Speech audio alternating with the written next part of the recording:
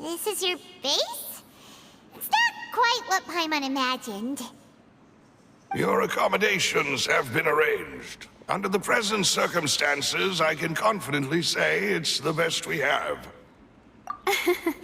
Well, our funds have been a little tight lately. After all, we don't allow illegal or unethical profiteering.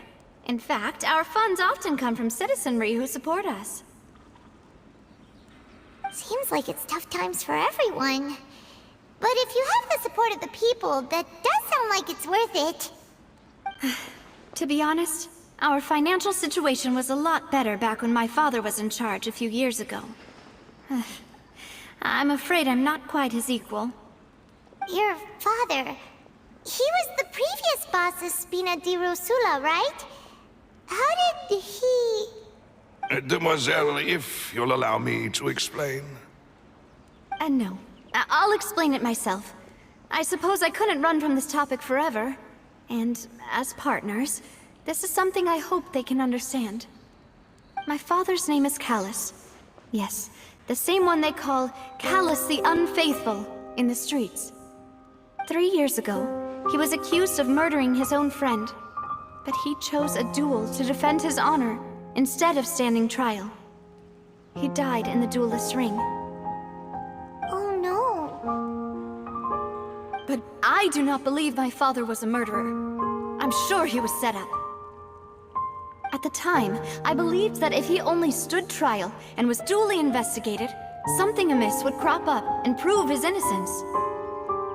But strangely, he not only requested the duel himself, but has it that even after being seriously injured, to the point where he could be deemed as having lost the duel, he refused to surrender, determined to die in the arena. 3 years later, I still don't understand why he did that. How could he protect his honor if he's dead? If anything, he gave up his chance to defend himself. The closest piece of info I have is that my father had been investigating the serial disappearances case at the time of his death. Ah, so that's why you're so determined to get to the bottom of that case. That's right. I've also tried to investigate the murder my father was implicated in, but I haven't found a single new clue in my countless reviews of the investigation records. However, I believe that if the murder case is related to those behind the disappearances, they must know something. I must know what really happened. Was my father coerced? Framed? Even if he really did kill his friend, I must get to the truth.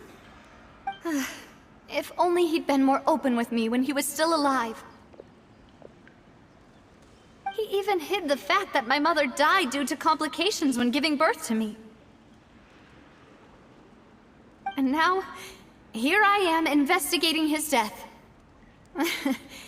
You really are a handful, aren't you, Papa?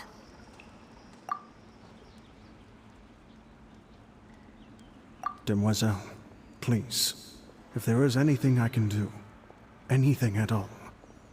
I also will never believe that Master Callus murdered anyone. There are none whom I respect more than the two of you, Demoiselle. Master Callus did so much good in life, yet all it took was one murder case for him to be dubbed Callus the Unfaithful. Even our supporters decreased greatly due to that incident, hence our strained finances at present. Wait, if Callus was such a good man, wouldn't people at least be a little suspicious when he was accused? No. Perhaps people just revel in that kind of drama. It's not something exclusive to people from Fontain, really. Everyone's like that. People love watching the evil turn over a new leaf, but they also enjoy watching good people fall into an abyss from one slip-up just as much. But how could... never mind. If Callus was really falsely accused, we have to find the truth. He didn't deserve to have that happen to him. There is one other thing. Master Callus's opponent in the duel was Ms. Clorand. Oh, her? Well, then, isn't that as good as saying that she was the one who killed him? Yeah, that's not the sort of thing that you can just let go and move on from. Ms. Clorand has always placed great emphasis on the honorable nature of the duel. If her opponent doesn't yield, she will not stop either. She knew Master Callus beforehand and greatly respected him, but seeing how he was resolute in the arena, there was only ever one choice she could have made. It's not that I don't understand her at all, but I just can't deal with this yet. Don't worry, Navia. Paimon knows how you feel. You don't have to force yourself to do that. Afterward, Ms. Clorand told us that at the start of the duel, Master Callus requested that she ensure Demoiselle Navia's safety. Yes, that is our understanding as well. Oh, Papa. What madness drove you to ask the person who killed you to take care of me? All right, anyway, that's the information I wanted to share with you. Even if it did sound like I was just complaining towards the end. Thanks. You two should go and rest. This was quite a day after all. Yeah, Paimon's beat. Please, relax and get some sleep. We will ensure you rest soundly.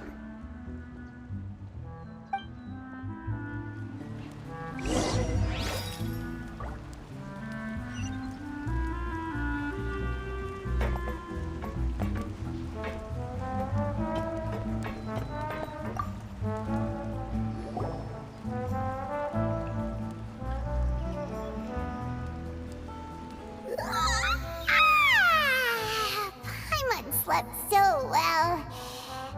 This place feels almost too safe. Huh? Navia? Where did the other two go? I sent them back to Poisson.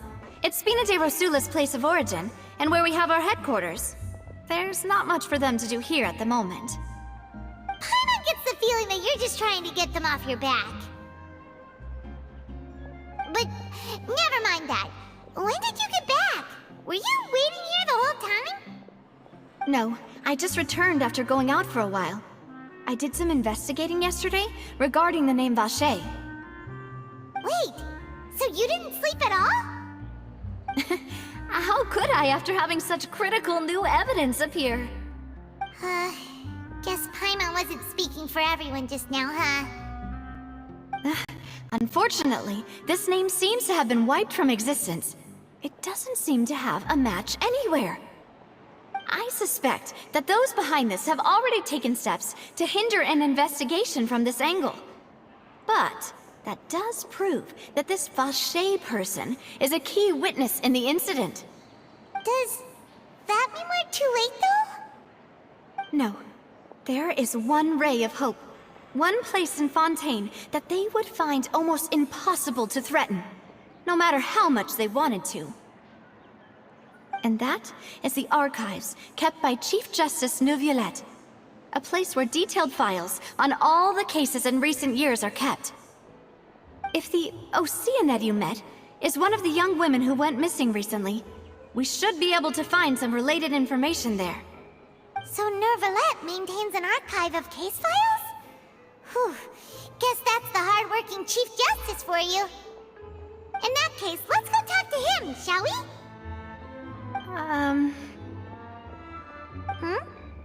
Aren't you coming along, Navia? Did you get tired? No, it's nothing. Let's go see the Honorable Chief Justice.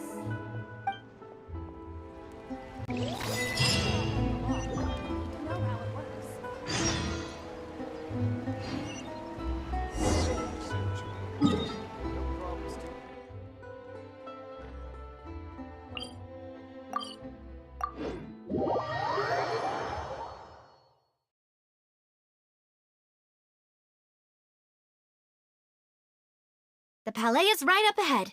Come on.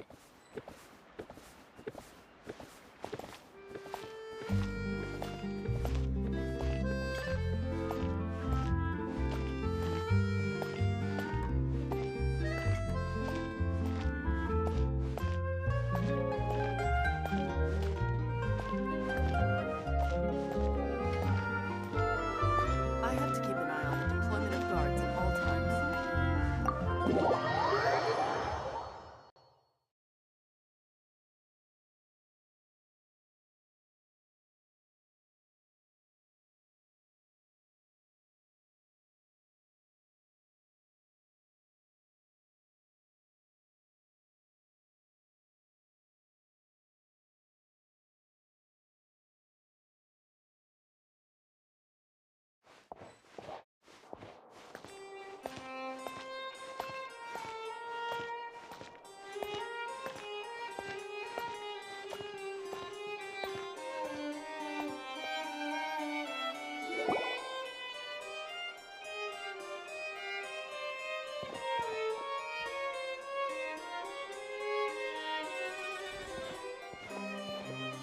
Halt! Please state your business here. The Chief Justice is presently occupied with official matters.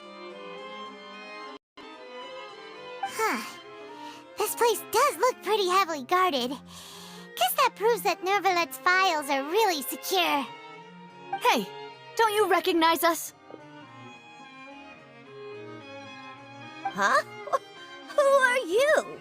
Just to be clear, I don't care who you are or who you might be related to. Our rules make no exceptions. See? They've got great discipline, too. Yep. Paimon can tell. If you're here just to crack jokes, I can point you towards the exit. Unlike some, we're busy, so please leave if you don't have a reason to be here. No. What I meant to say is, shouldn't you remember us from a few days ago? We were at the trial of the great magician Linny. Oh, yes, I remember. I read about it in the Steambird. You must be Linny's attorneys. It's all coming back to me now. We're here today to report and archive some information on a follow-up case.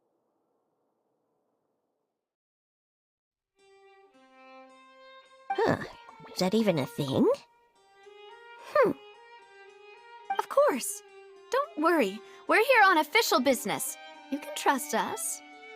All right then, I'll let you through. The Chief Justice is just inside. Ah, thanks so much.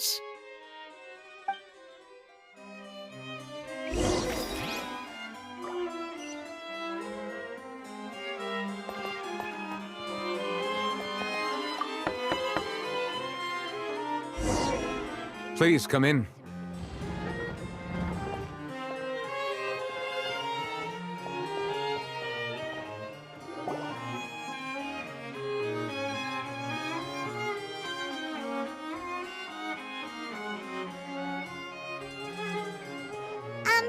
Sorry to barge in, Monsieur Nervalet. We only lied to get in because we didn't know any other way. It's all right. Please let me know how I may be of assistance to you. So you're not mad at us? We're looking for a man called Vacher. He may have been an eyewitness in the serial disappearances case. If we can find him, we may be able to unearth some key information on the case. Ah, I see. In that case, please wait here a moment while I browse through the files.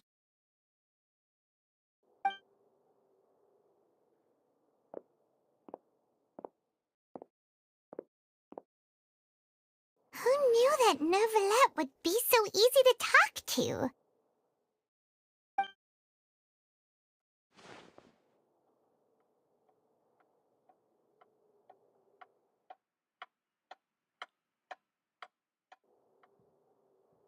Unfortunately, I'm quite certain that no one by the name of Vacher has been involved in any case, criminal or civil, in the past several years. There are no records of him either in the files or in my memory. Traveler, what if it was really just a dream? Is that so? All right then. Thank you so much, Monsieur Neuvillette. We'll take our leave now. Ahem.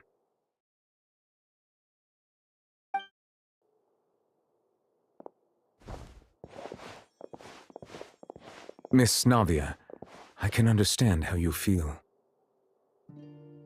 Your father, Callus, was a truly exceptional man. We deeply regret his passing. And what are you trying to say, Monsieur Neuvillette? Are you trying to console me? Extend your sympathy? Or just express some tendril of regret? No. You are not trying to do any of that. I can hear it in your voice. There's no emotion behind your words. You only said those things because you felt like you should.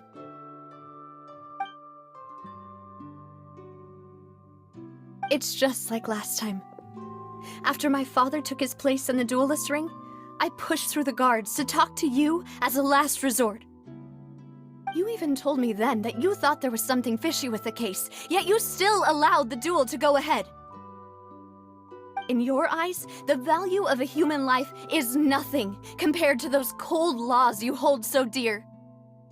If you truly regret my father's death, then why didn't you call a stop to the duel?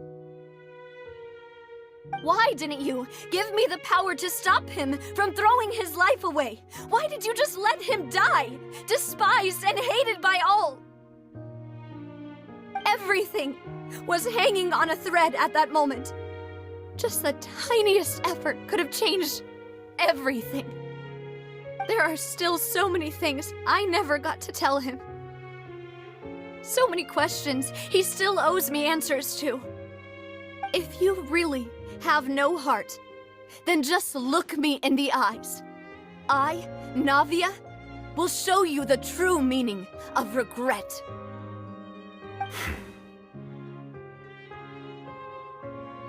I'm sorry, Miss Navia. You and my father are truly alike. You keep all kinds of things in your heart and never say a word to anyone. It's not so much that you can't feel, but that you would never express anything. Oh well. In any case, everyone already knows full well the apathy of the Chief Justice. My apologies for taking my emotions out on you, Monsieur Chief Justice. Let's go, Traveler and Paimon.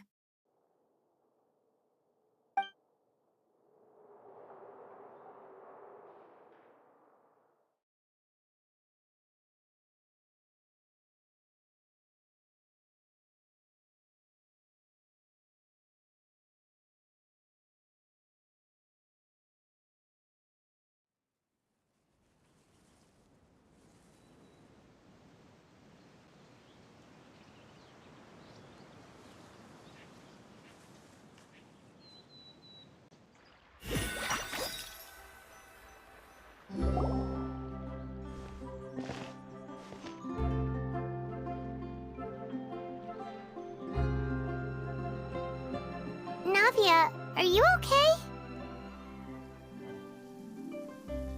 I'm fine.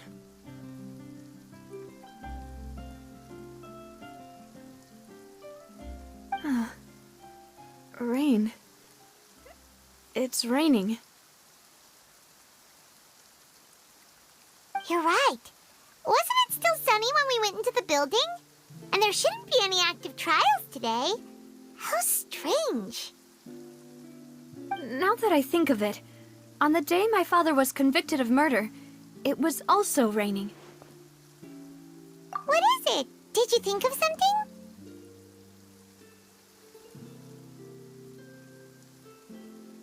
Yeah, he was outside.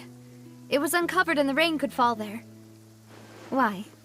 Do you think the rain could have affected the crime scene? That thought has occurred to us before. We've even expanded the search area to try to account for that, but didn't find anything of value. Oh? Wait. You don't mean... So you're saying that the true murderer could have been turned into water and then got washed away with the rain? Yeah, and if that's what had happened, then no one would have believed your dad, even if he explained what he saw to the authorities. I really think I found a true genius for a partner. You're completely right. How did I not connect the dots earlier? All right, let's go to Poisson. With this new lead in mind, we'll get to the bottom of my father's case for sure. Yeah, we're gonna make progress for sure this time. Do you want to go with me now? Or do you want to head over by yourself later?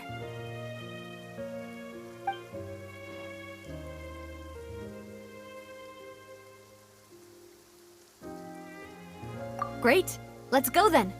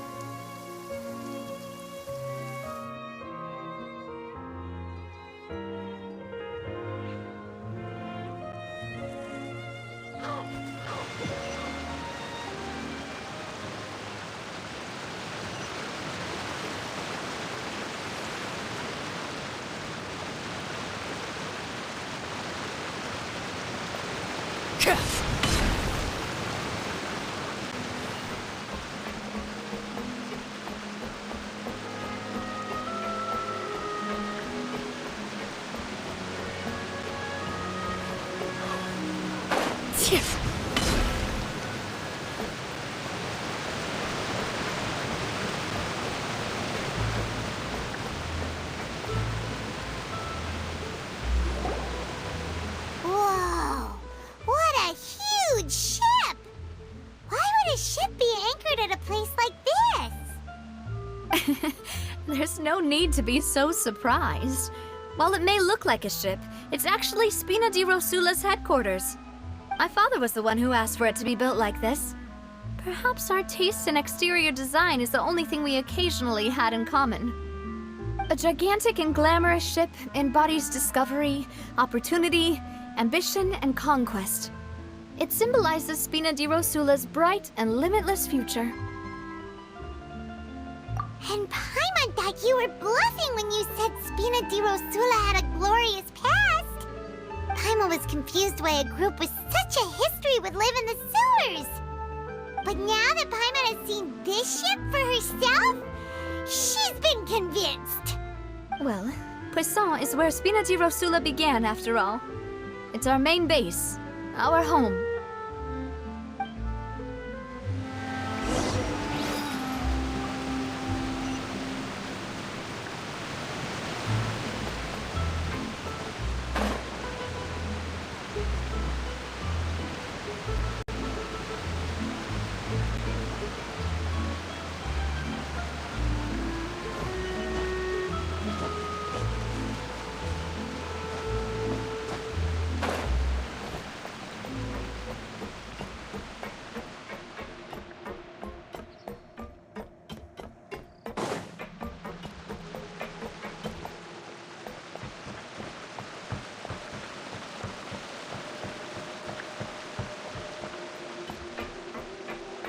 I'm just saying, if you play with fire, you're gonna get burned.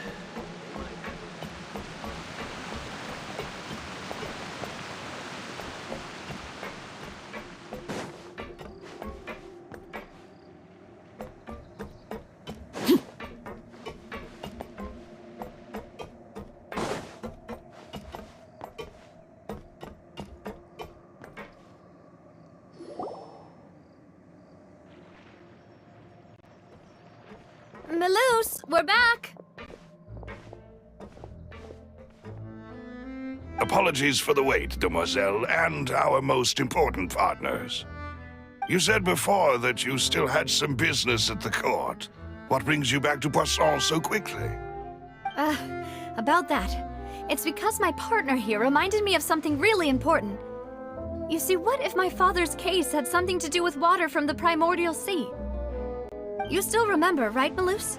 On that night, it was raining? Yes, the case was quite similar to that of Mr. Linney's. Both were what you'd call impossible murders. Could you tell us a bit more about what happened before? Yeah, of course. Many years ago, something called synth began to gain popularity in Poisson. At a glance, it was a kind of drink that could excite your mood and produce many pleasant hallucinations. Wait! Didn't that guard guy who turned into water also mention that the primordial water could be used to produce some kind of potion? Yes, he did. Considering what we know now, it's almost certain that synth is created using water from the primordial sea. If you drink synth for an extended amount of time, you'll suffer many side effects, such as losing the ability to focus or control your emotions. And if you were to stop drinking it completely, you'll experience flashes of paranoia and anxiety while lacking energy to do anything. It's an extremely dangerous substance. As he oversaw Poisson, my father was compelled to put a stop to synth abuse and called for a complete ban of it. Boss's uncompromising attitude incurred the synth vendor's wrath, but no matter how much they threatened or bribed him, he refused to yield. Not only that, Boss became determined to find the mastermind behind the synth operation and put an end to the problem once and for all. Yes, but the enemy was very cunning. So he could never get anything out of the dealers, all of whom only sold the stuff and weren't privy to the rest of the operation. Recognizing that, my father decided to contact the dealers in secret and cultivate personal relationships with them. Finally, he was able to convince someone to become his informant. The man's name was Jacques.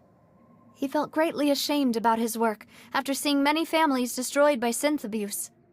That night, my father hosted a banquet at his countryside estate. He planned to meet up and exchange information with Jacques over some food. But then, we heard 2 gunshots from the courtyard. We raced to the scene and found my father, still holding a gun, and Jacques, who was already dead on the ground. Huh? How did that happen? Aren't they on the same side? Sounds just like Lenny's case, doesn't it? In both cases, the culprit seemed obvious, but neither appeared to have any motive at all. Looking back on it, though, I now believe the most important clue was something we all overlooked at the time. There were pieces of clothing left at the scene. Precisely. It's all thanks to you that I made the connection now. Back then, we all just thought they were some costumes that Jacques used to disguise himself at the banquet. But, considering it now, it's almost certain that they belong to a third person at the scene. With one extra person, we'll also need to reconsider why the 2 shots were fired.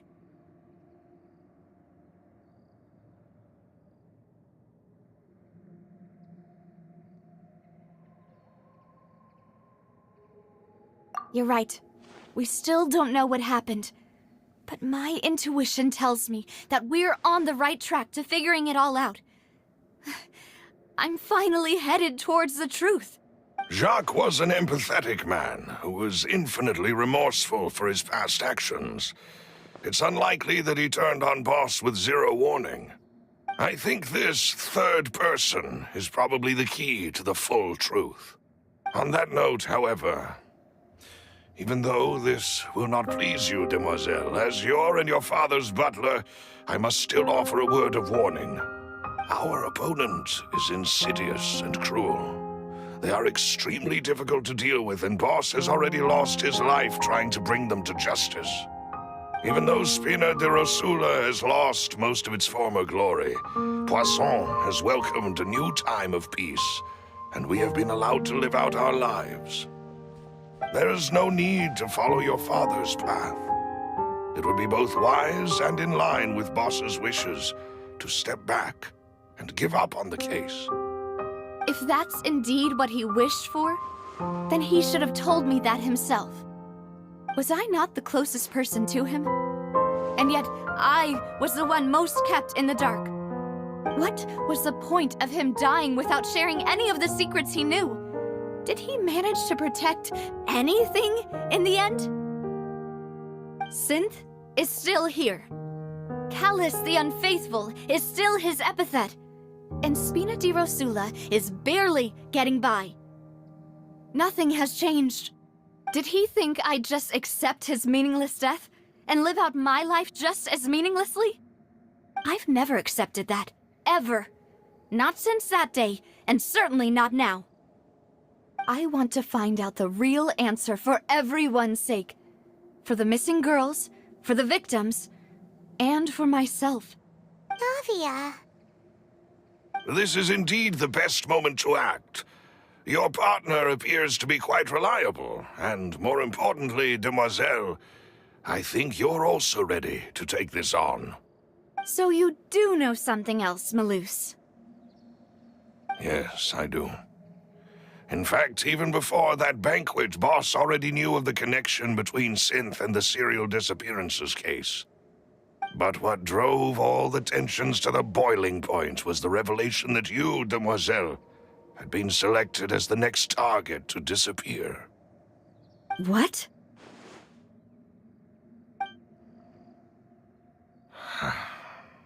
Boss also didn't tell you that he had been diagnosed with a rare illness. The doctors told him that he had no more than 5 years left to live. And the serial disappearances case caused him great anxiety. 5 years was nowhere near enough time to resolve this long-standing conflict, but once he passed away, all the danger would pass on to you. Knowing all of this, he decided to use one final intimidation tactic before his death. He claimed to have already gotten his hands on some key incriminating evidence for the other side, and even told some members of Spina di Rosula about the details. But as long as you remained safe, he would not share the evidence with the public. If something were to happen to you, then he and all those he told would immediately expose all they knew about Synth and the disappeared victims.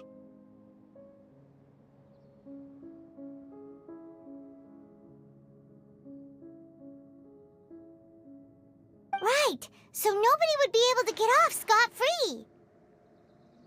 As we've seen, Boss's tactic has worked. Even though Boss has been gone for a long time, the other side has not tried to take Demoiselle's life. No, I don't believe it.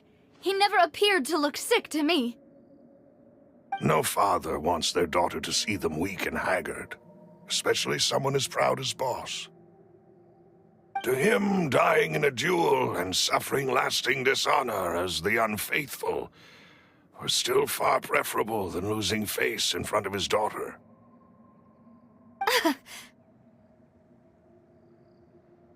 So he chose to die in silence, so that he could protect me. I'm afraid you're not understanding this correctly, Demoiselle.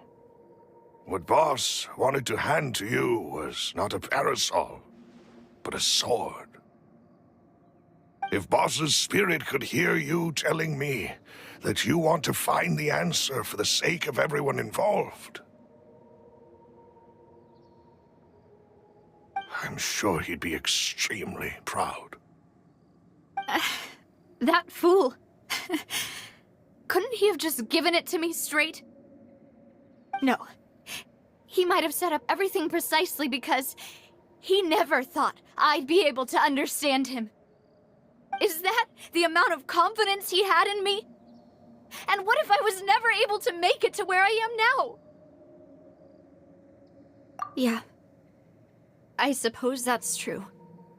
With the way he'd set things up, if I had wanted, I could have just lived out my life without a care in the world. But thankfully, he rarely talked to me about complex matters, and thus understood little of me as a person. In this case, he really didn't need to give me an easy way out. Malus, what was the key evidence that he shared with you? It's the location where synth is produced. Essentially, it's the enemy's headquarters. When he was threatening the enemy, Boss didn't share the specifics of the incriminating evidence he found. But if you want to use it against the enemy, you'll still have to take several things into consideration. Why? If we know where the place is, can't we just go storming in? You mustn't forget that we're fighting against a mysterious and dangerous organization that's been in operation for decades. There's no telling what might be lying in wait at their headquarters. We also have no idea what kind of evidence we may be able to find inside, nor what people we may be able to capture. But a single visit to their headquarters would be tantamount to a formal declaration of war. The worst case would be that we leave empty-handed, but also open ourselves up to full retaliation. Then, in that case, why not work with the Fontain authorities? Well, you saw one of them dissolve during Mr. Linney's case. We have no idea just how thoroughly they may have been infiltrated. That's true. Seems my father really had no choice. But things are different now. It should be a lot easier to prove the other side's guilt, now that we've connected Synth with the disappearances case. You sound like you've put a lot of thought into this, Malus. I am the butler, after all. I live but to serve the boss and Demoiselle's will. I've always been willing to take on any kind of risk for your sake. But considering my relative lack of ability, I've spent my time keeping secrets, performing basic investigations, and waiting for the right time to come. Thank you for all of that, Malus. Have you discovered anything new in the past few years? Let me think. One conclusion I came to is that the enemy must be quite familiar with Spina di Rosula, or at least have an informant planted here. When I announced orders to the organization's members on Demoiselle's behalf, I used to deliberately keep a few people in the dark, and observe the reactions of the synth vendors. If the vendors didn't change their plans, then the individuals informed of our orders must be innocent. If the vendors packed up and fled, however, then someone must have given them the news. After several rounds of testing and investigative tracing, I've narrowed the suspect list down to 3 people. The first is Florent, Spina de Rosula's senior advisor. Huh? Florent? Yes, surprising, isn't it? He was one of the people Boss trusted the most, which also means that he was someone who understood Boss really well. Thanks to his position within Boss's innermost circle, he always knew our upcoming plans and could thus avoid capture this whole time. There's someone else like him too. Marcel, the head of Confrérie of Cabrières. Uncle Marcel. It's a guild in Poisson. Boss helped it to grow to its current size and prominence.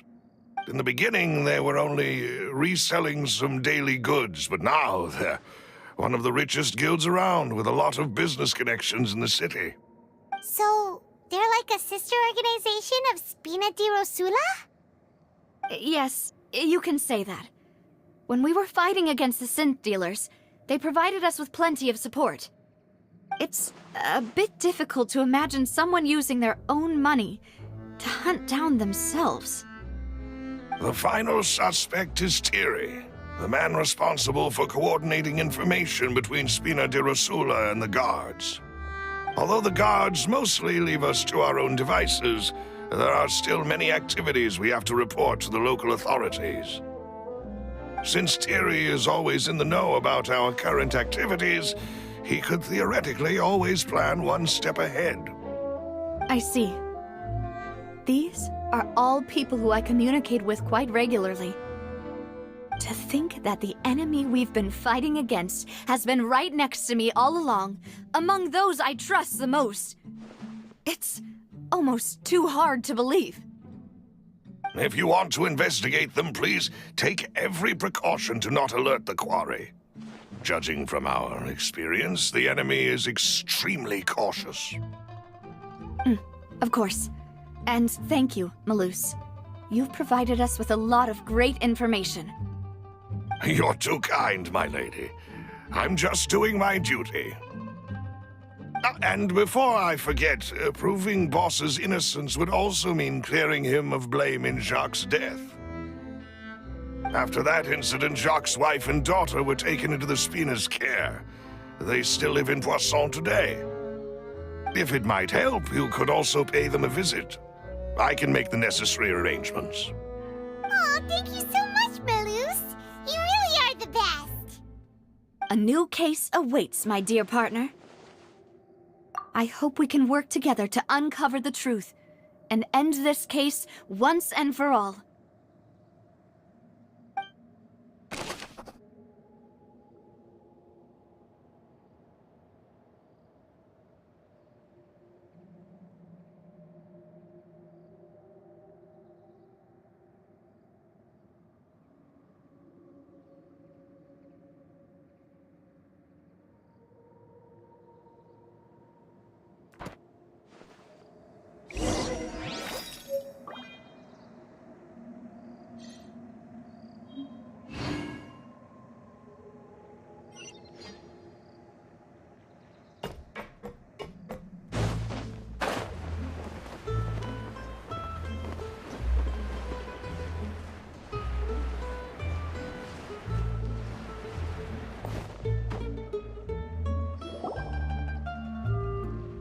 It is settled, then. Please excuse me, and enjoy your conversation at your leisure. Thank you for arranging everything for us, Malus. Excuse me, miss. Do you need anything from us? Oh.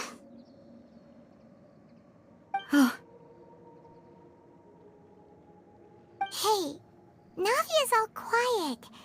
This isn't like her at all. I'm sorry that I only came to visit after all this time. After what happened, I didn't know how I was supposed to face the two of you. Ah, if it's about that, there's no need to apologize. After my husband died, Spina di Rosula sent us a lot of mora and support. I understood your guilt and apology to be genuine. But aren't all of those things nothing compared to the loss of Jacques? I can understand the kind of pain that comes with losing a father so needlessly. You don't understand at all. I didn't know how to face you, because I didn't know what I could possibly bring as a consolation gift. I know only the full truth could bring closure to you, and to all of us. Mm-hmm. I'm sorry. I appreciate the sentiment, but you don't have to carry all that guilt. On the matter regarding my husband, my daughter and I have more or less found our answer already. Would you mind sharing it with me? I really can't believe that my father could ever bring himself to shoot Jacques. I always knew that my husband's money was earned through others' suffering. He told me countless times that if he could turn back the clock, he would never go into the synth business again. He had many regrets, and felt that he took the idea of providing for his family too literally. For the longest time, he thought Mora was everything. So when Mr. Callis came to him with a proposal, he accepted it almost immediately. He tried to be as careful as he could, but even so, he was still found out by the higher-ups. They found out about his betrayal? Papa didn't say that exactly, but Papa did tell me that I should never be ungrateful. Before he left that day, he told me that he had no choice. It was only later that I realized it was his final farewell to the two of us. I don't know that for sure, but you could say that's the conclusion I eventually came to. Which is why I'm the one who should feel guilty.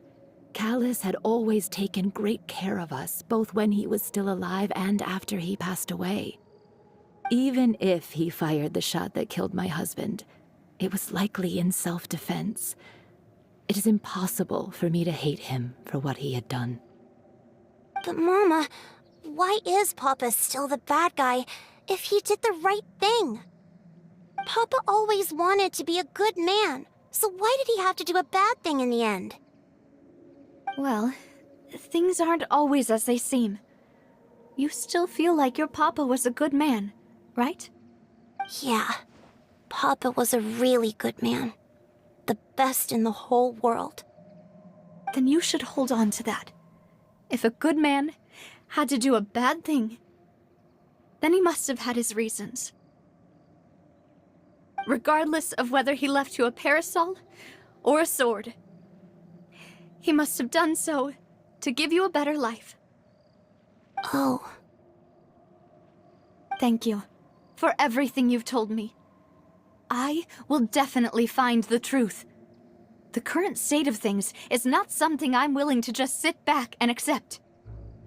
Thank you. I'm very grateful to hear this from you. Even though your personality is quite different from your father's, your determination when you speak is really similar. You really think so? That's the first time anyone said that to me.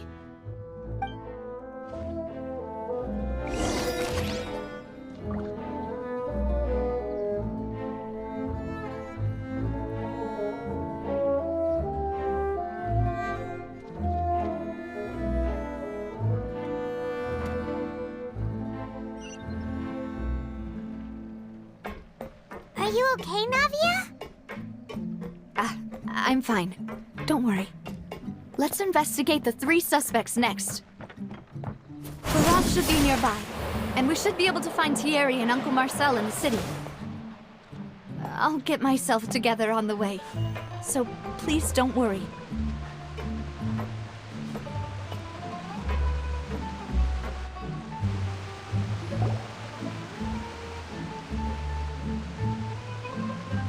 Greetings, boss. How may I be of assistance today? I'm sure you've heard about what happened at the Opera House. Someone got turned into water right in front of us. Yeah, I've heard. With something that dramatic, I'm sure journalists will milk it for all it's worth. And it'll be all the talk for the next several weeks. It also reminded me, on the day that the incident happened with my father, it was raining outside, and we found some clothes left at the scene. After my partner here put the dots together for me, I feel like we should try to reopen his case. Can you do me a favor and try to recall what happened that night? Let me think.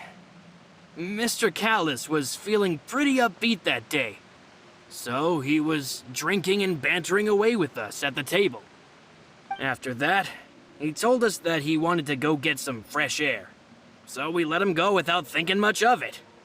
Who knew that we would hear 2 gunshots ring out right after? My first reaction was that Mr. Callus's life was in danger. So I grabbed my holster and made a mad dash toward the scene.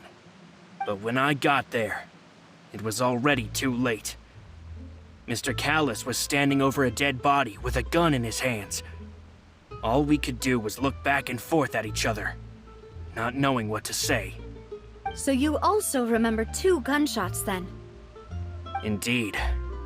The guard said that the first shot didn't hit anyone, while the second killed Jacques. But I've never really bought that explanation. Reason being, Mr. Callus had left his gun on the table. I even made sure to confirm that before running to the scene. But according to the guards, that doesn't mean he couldn't have had other guns on his person. About the clothes left at the scene that you mentioned, do you think there was a third person there who was turned into water? At least from our perspective, my father had no reason to kill, so he would also have no reason to bring an extra gun with him. The gun he was holding probably belonged to Jacques, or a third person on the scene. Yeah, that makes a lot of sense. So you're saying Mr. Callus ended up with the gun because he seized it from one of the other guys? But hold on. If that's what had happened, then why didn't he share the truth with any of us? He didn't even want to face the Oratrice machine, and chose instead to prove his honor in a duel. Did he lose all faith in the courts after seeing someone dissolve right in front of his eyes? About that, Malus told me a thing or two. So, I think I can understand why he committed to the duel. I'll tell you everything, once the whole truth has been revealed. I understand. Then, I'll leave Mr. Callus's honor in your hands, boss. And if I may just say one more thing. The whole Callus the Unfaithful epithet has been a thorn in my side since the day it was invented. Many people have laughed at me for still calling him Mr. Callus, even after so many years have passed. But it was Mr. Callus's trust that allowed me to rise through the ranks of Spina di Rosula and live the life I lead today. No matter what others might say, he'll always be the man I respect the most. And he'll always be my boss. Don't worry. I will definitely find the truth. You and all our other...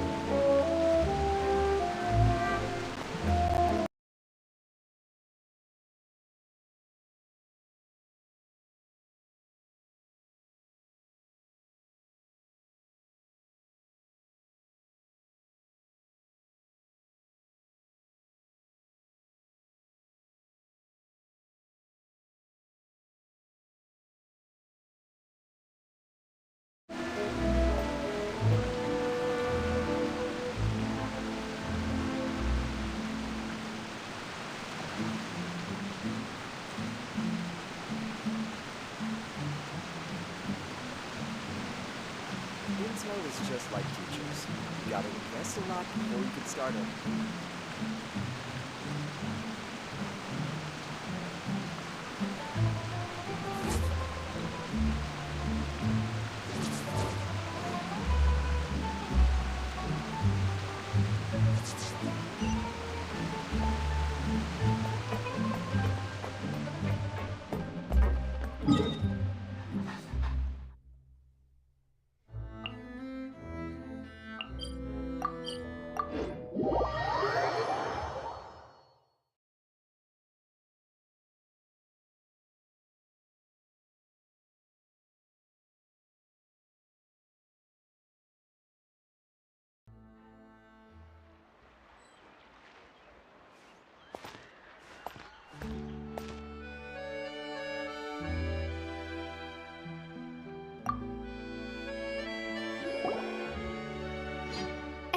Thierry, it's me.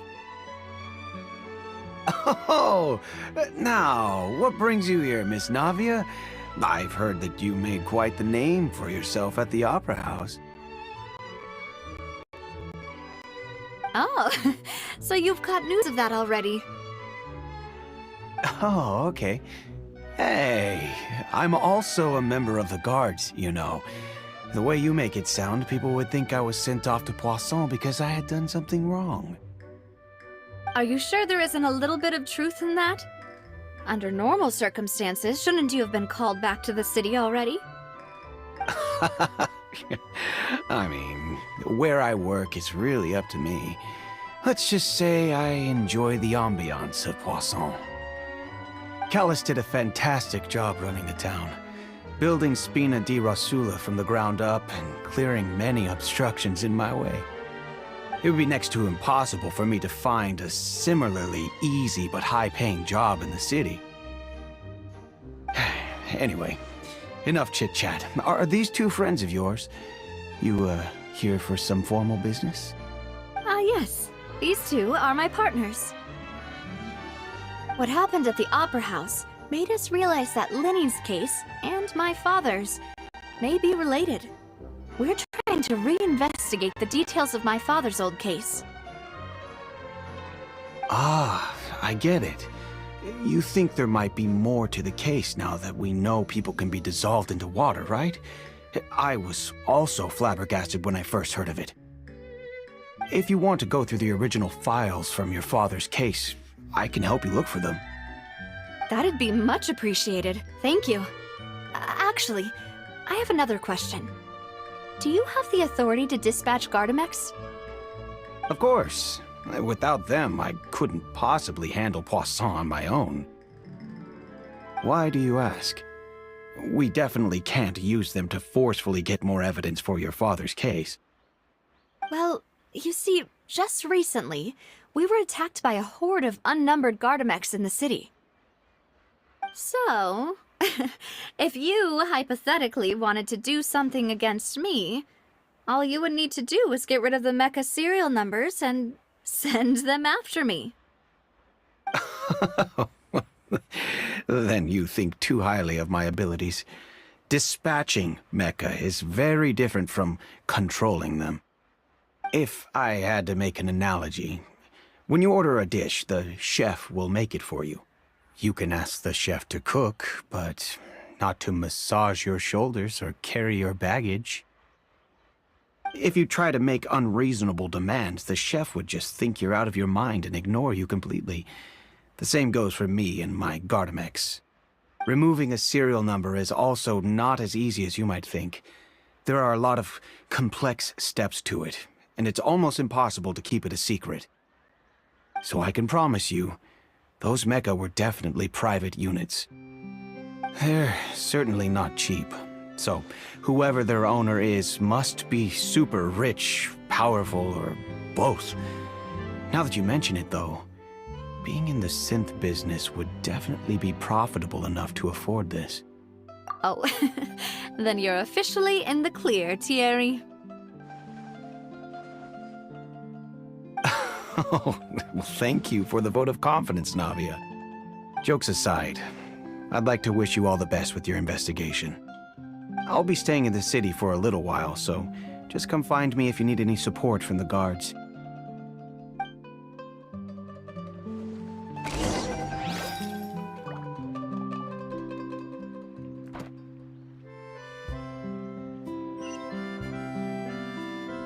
I have to keep an eye on the deployment of guards at all times.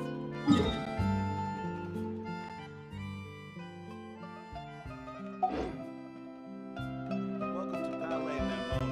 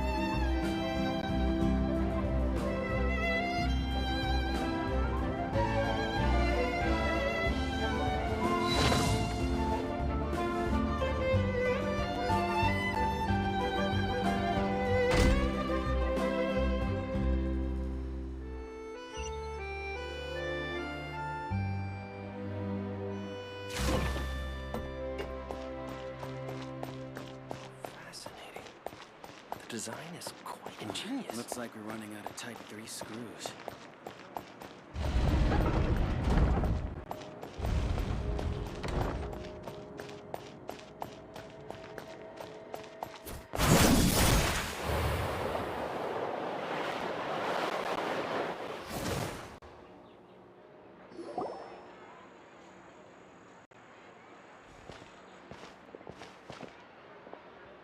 Hello. How may I help you? I'm here to see Marcel. Could you please let him know? You can just say Navia's looking for him. Sure. I will let him know right away.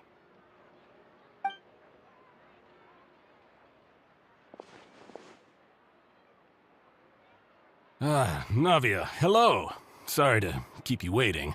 I'm not as young as I used to be, so my legs are giving out a bit.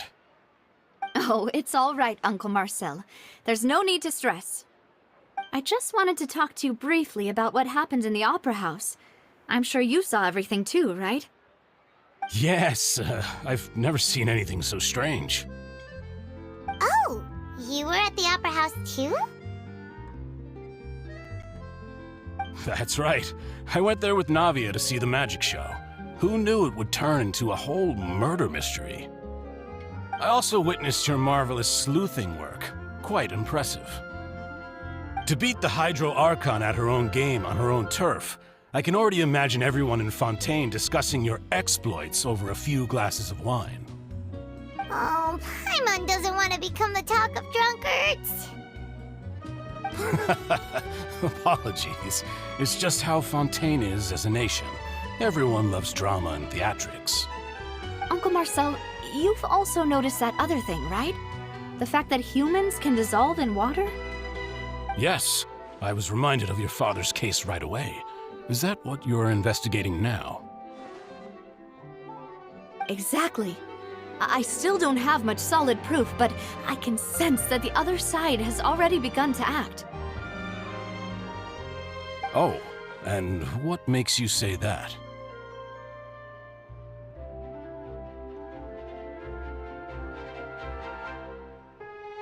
We were attacked on Araneus by some unnumbered Gardamex.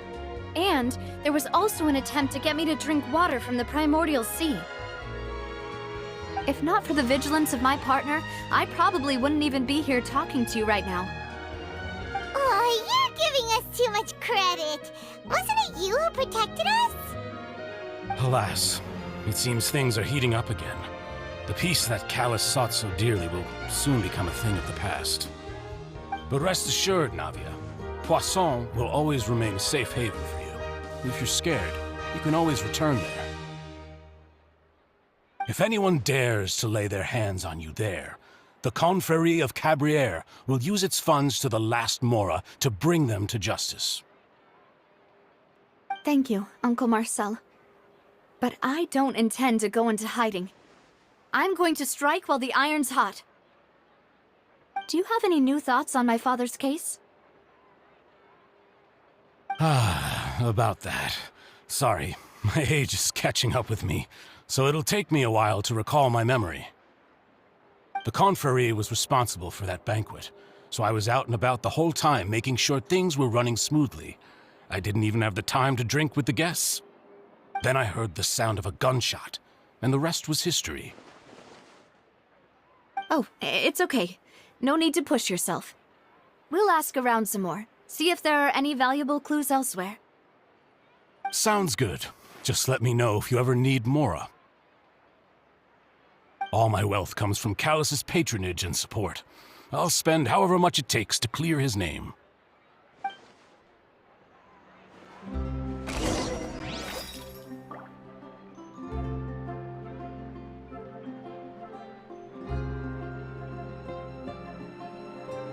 This can work. I'll just treat them as new samples.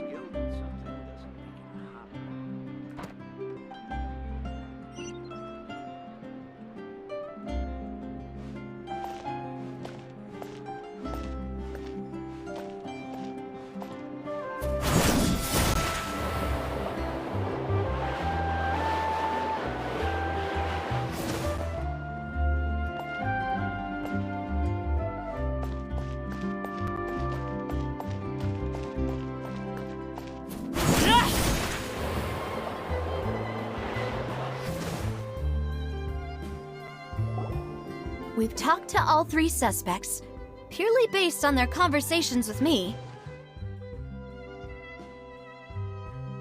None of them sounded particularly suspicious.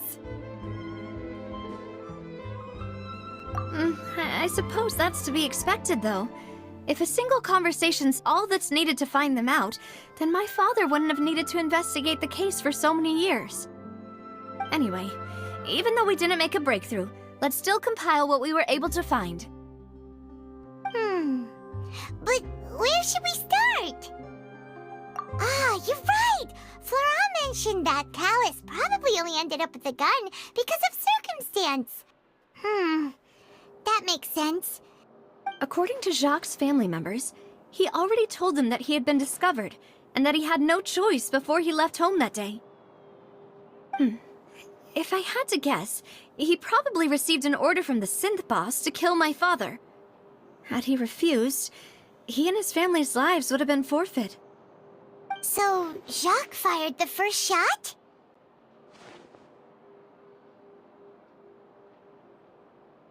Oh? And why is that?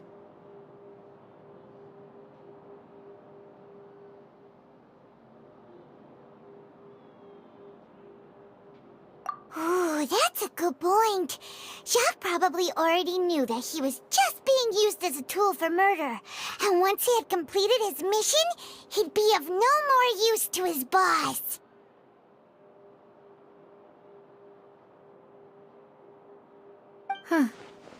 So, what would make more sense from his perspective would be to turn his back on the Order and seek protection from my father.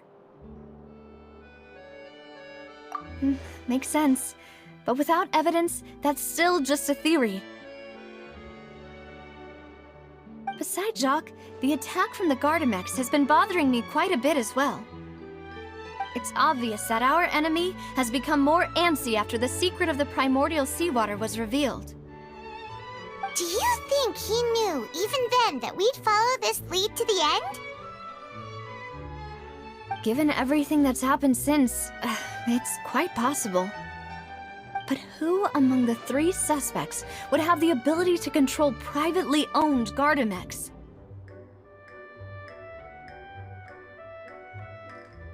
Uncle Marcel? My father did really trust him. And they worked together on a large number of projects. Maybe that's how he got to know Jacques. And with funds from the Confrérie, he could also afford a large number of Gardamex. It's still really hard for me to imagine, though. After all, Uncle Marcel has been around since I was just a child. Also, wouldn't this mean he has been spending a whole lot of mora and energy to fight his own synth business?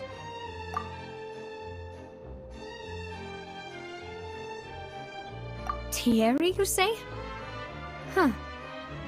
It is possible that he's figured out a way to convert the Gardamex for personal use. But I didn't feel like he was lying when he was talking to us about the mecha. I also don't think he'd be able to keep that kind of tampering under wraps. Yeah, had he actually tampered with the mecha, we'd be able to prove it with a simple check of the guard's inventory.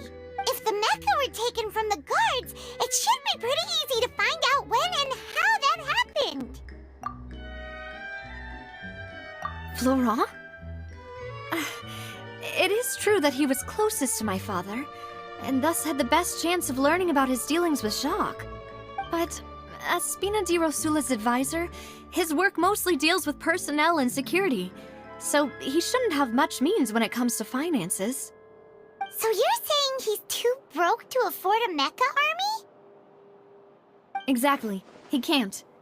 And even if he could, I don't think he would be able to dispatch a whole group so quickly.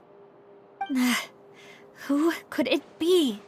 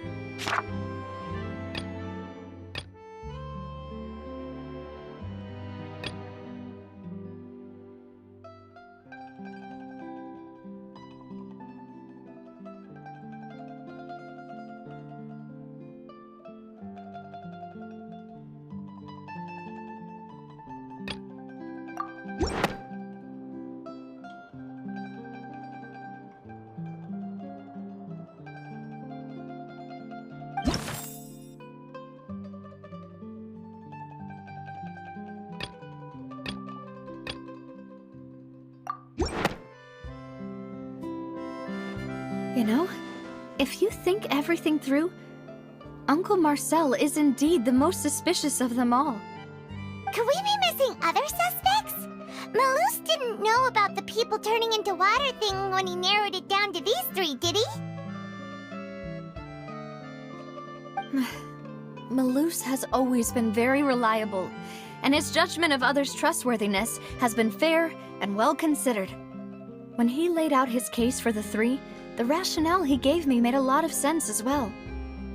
The suspect is knowledgeable about the Spina's internal affairs, has the means to dispatch Mecha to assassinate us, and possesses significant intellect and foresight.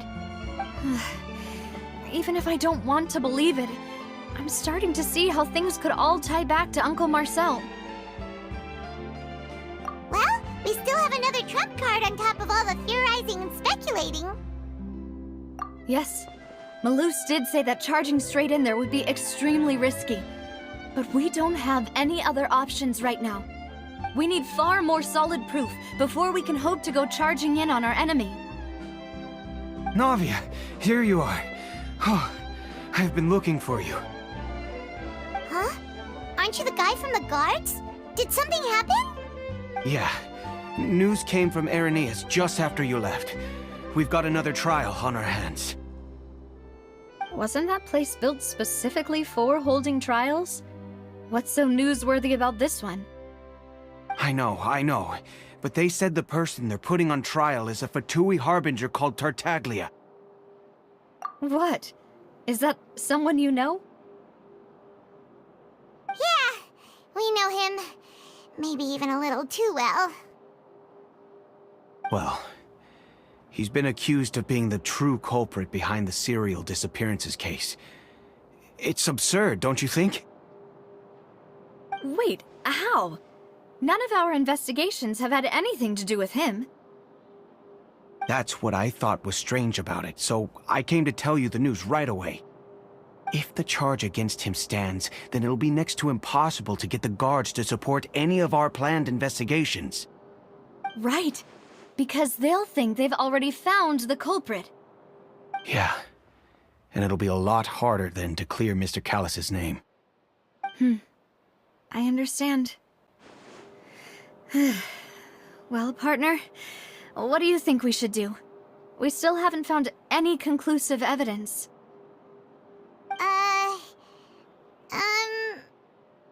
Huh? Split up? What do you mean?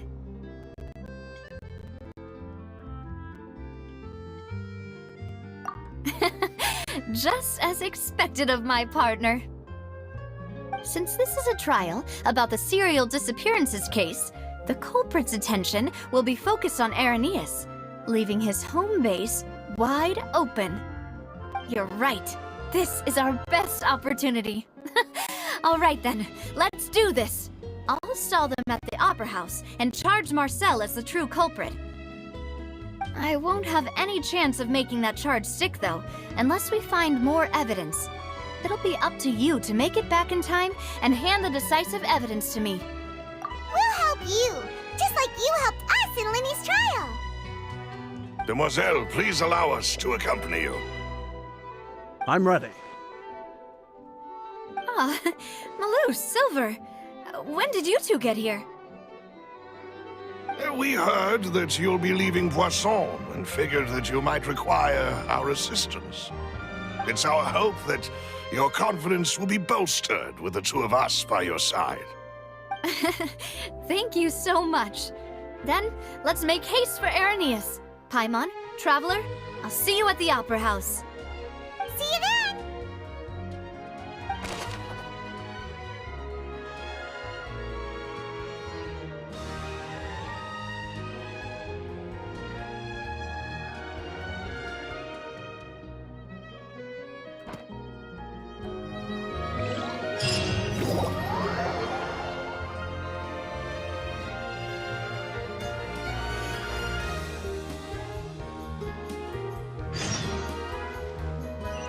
Now that Navia has set out for Irenaeus, we should also get going. The location has already been marked on the map, so let's head over.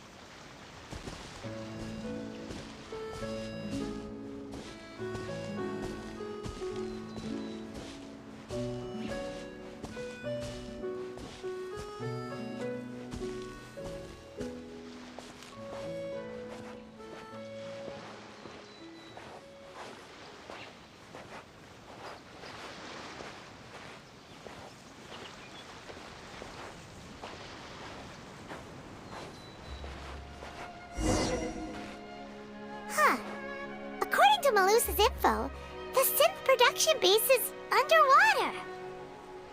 Let's go and try to find the entrance.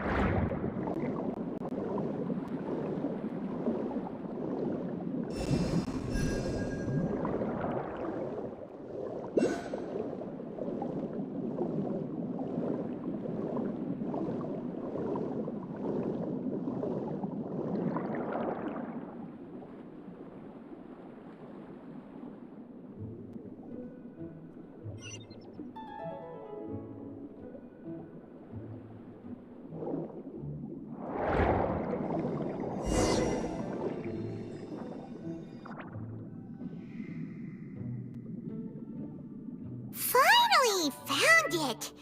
Huh. So this is the entrance that leads to the synth production base. It sure doesn't seem out of the ordinary at all.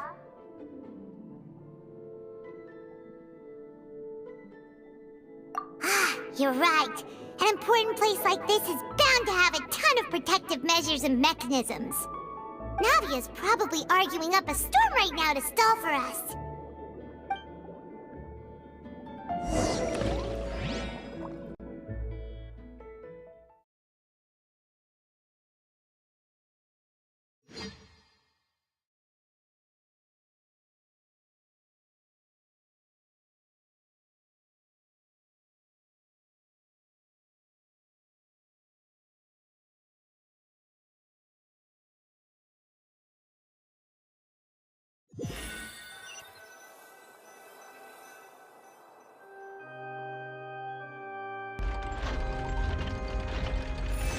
It would appear that I must repeat my question again, Mr. Tartaglia.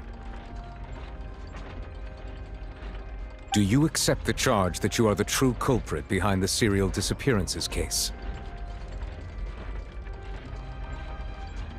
To be perfectly honest, I don't understand your country's complicated court system, or the reason why I'm being charged with something I've never even heard of. However, I did hear that people who have been charged can choose to participate in a duel to clear their name. Is that right? In which case, as long as I accept the charge, I can have an all-out fight with that champion duelist Clorend, right? I've got to admit, that's one of the most enticing offers I've ever received. When I privately sparred with her last time, she was obviously holding back. Real disappointing. Hey! Don't you understand? You're currently the prime suspect for a major case. This isn't the place for you to be looking for fights. Oh? Sounds like the Hydro Archon wants to lecture me on the ways of the Opera House. Then why don't you duel me too? I'm the kind of student that learns best in the heat of battle. No. That's not what I meant. Alas, it would appear that communication with the defendant is going poorly, and we have made very little progress. In that case, let me explain everything from the very beginning again. The goal of this trial is to determine the culprit behind the serial disappearances case. That case had nothing to do with him! You've got the wrong man! Huh? What's going on? Why is she interjecting again? I told you it couldn't be one of the Fatui Harbingers. Miss Navia, this is the second time you've interrupted the court proceedings. I only tolerated your behavior last time because you were able to provide the court with a key eyewitness. But that was an exception rather than standard court protocol. I can very well charge you with contempt of court for your interjections. Oh, please. Did you ever think I had any respect for this place's pointless theatrics? We can put that discussion aside for now. I'm not here to argue with you. I'm here to charge the true culprit behind the serial disappearances case. And if my charges prove true, then Tartaglia here will be proven innocent by default, correct? Oh, a young lady has charged in and offered to clear my name. How fascinating. Well, I'd gotten half bored to death by all these rules and procedures anyway, so I'll take you up on that offer. So, Your Honor, is there nothing else for me to do now? You may take a seat for now in the audience, but that doesn't mean the suspicions against you have been lifted. Now then, Miss Navia, who is the person you would like to charge instead? That person is...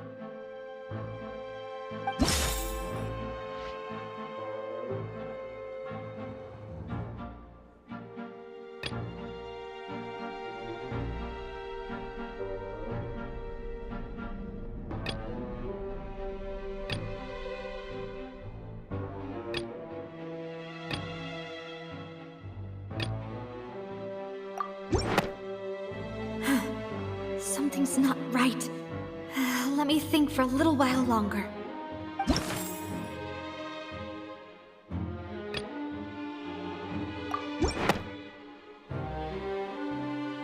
Marcel, the head of Confrérie of Cabrières! Huh? What confrérie? Never heard of them in my life. I've heard of them, but weren't they Spina di Rosula's sister organization? Oh, is this going to be a friends to enemies type situation? Please let me remind you, Miss Navia, that charging someone is an incredibly serious matter. Committing to the charge also means taking on the legal responsibilities associated with it. And if the charge fails, depending on the circumstances, you may also be charged with the crime of making a false accusation. Knowing this, do you still wish to charge this man? Yes, I do. In that case, I declare the charge to be valid. Miss Navia and attorneys, please take your places on the court.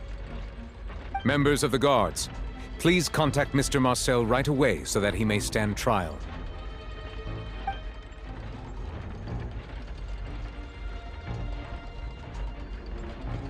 Mr. Marcel, you will not require an attorney. Is that correct? Apologies. It all just happened so quickly. I still haven't figured out what's going on. I think an attorney won't be necessary. This is probably just a misunderstanding between me and Navia. Very well. In that case, since both sides have now arrived, Miss Navia, please present your charges. I would like to take everyone back to 3 years ago, to the case of Callus the Unfaithful. Only through elucidating what really happened in that case can we connect all the dots for the serial disappearances case. Navia, do you really think that I was the one who killed your father? Come on, why would I do that? Callus was my benefactor, and remember, both you and I only ran to the scene when we heard the sound of a gun. If that's enough to make me a suspect, wouldn't that make everyone at that banquet a suspect as well? I think there's no point in getting into the specifics right now. The audience doesn't even have the big picture yet. Even I'm struggling to remember some details of that case. Exactly correct, Your Honor. I must refresh everyone's memory about that case before I can explain my charge and reasoning. I see. In which case, I will recount the findings about that case as originally recorded by Maison Gardiennage.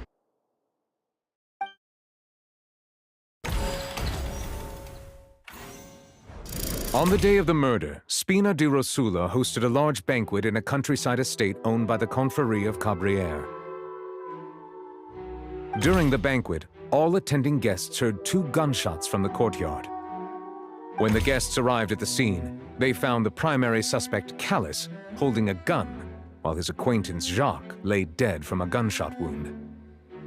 The guards' investigation did not recover any other firearms from the scene. As a result, they concluded that the suspect's first shot must have missed, while the second must have taken Jacques' life. The suspect did not dispute this conclusion, and also declined to defend himself in court. Instead, he chose to prove his innocence through a duel. Callus was defeated by champion duelist Clarand in the ensuing duel, and soon succumbed to the injuries. These are the known facts about the case.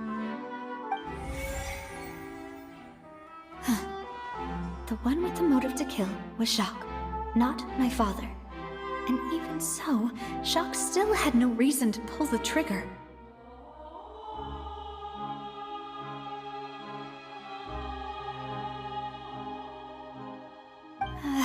In truth, the third person shot Jacques first, and was shot in turn by my father when my father seized the gun from him. After that, the true culprit turned the third person into water, erasing all traces of him from the scene. Thank you for the summary, Your Honor. Of course, the guard's conclusion appeared quite sensible to us at the time. However, we should revisit the case now that we've gained new information about the abilities of water from the primordial sea.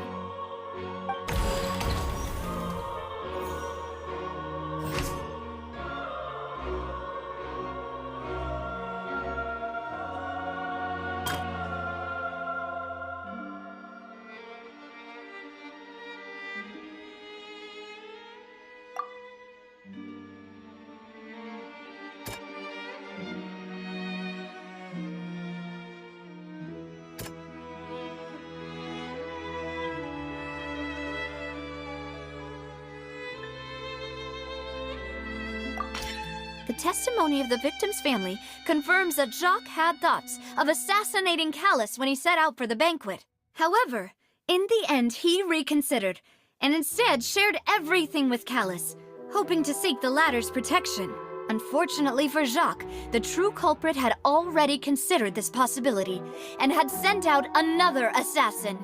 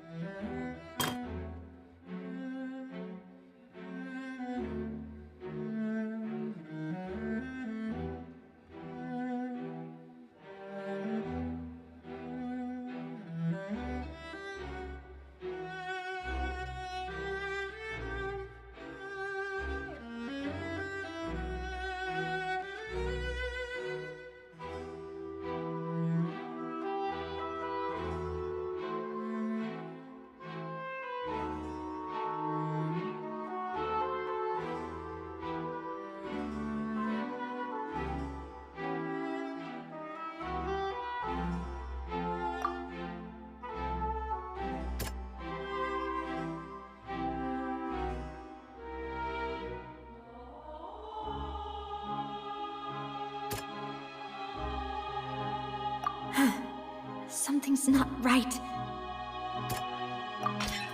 This assassin first shot Jacques, then turned to shoot Callus, only for Callus to wrestle the gun from him and kill him instead.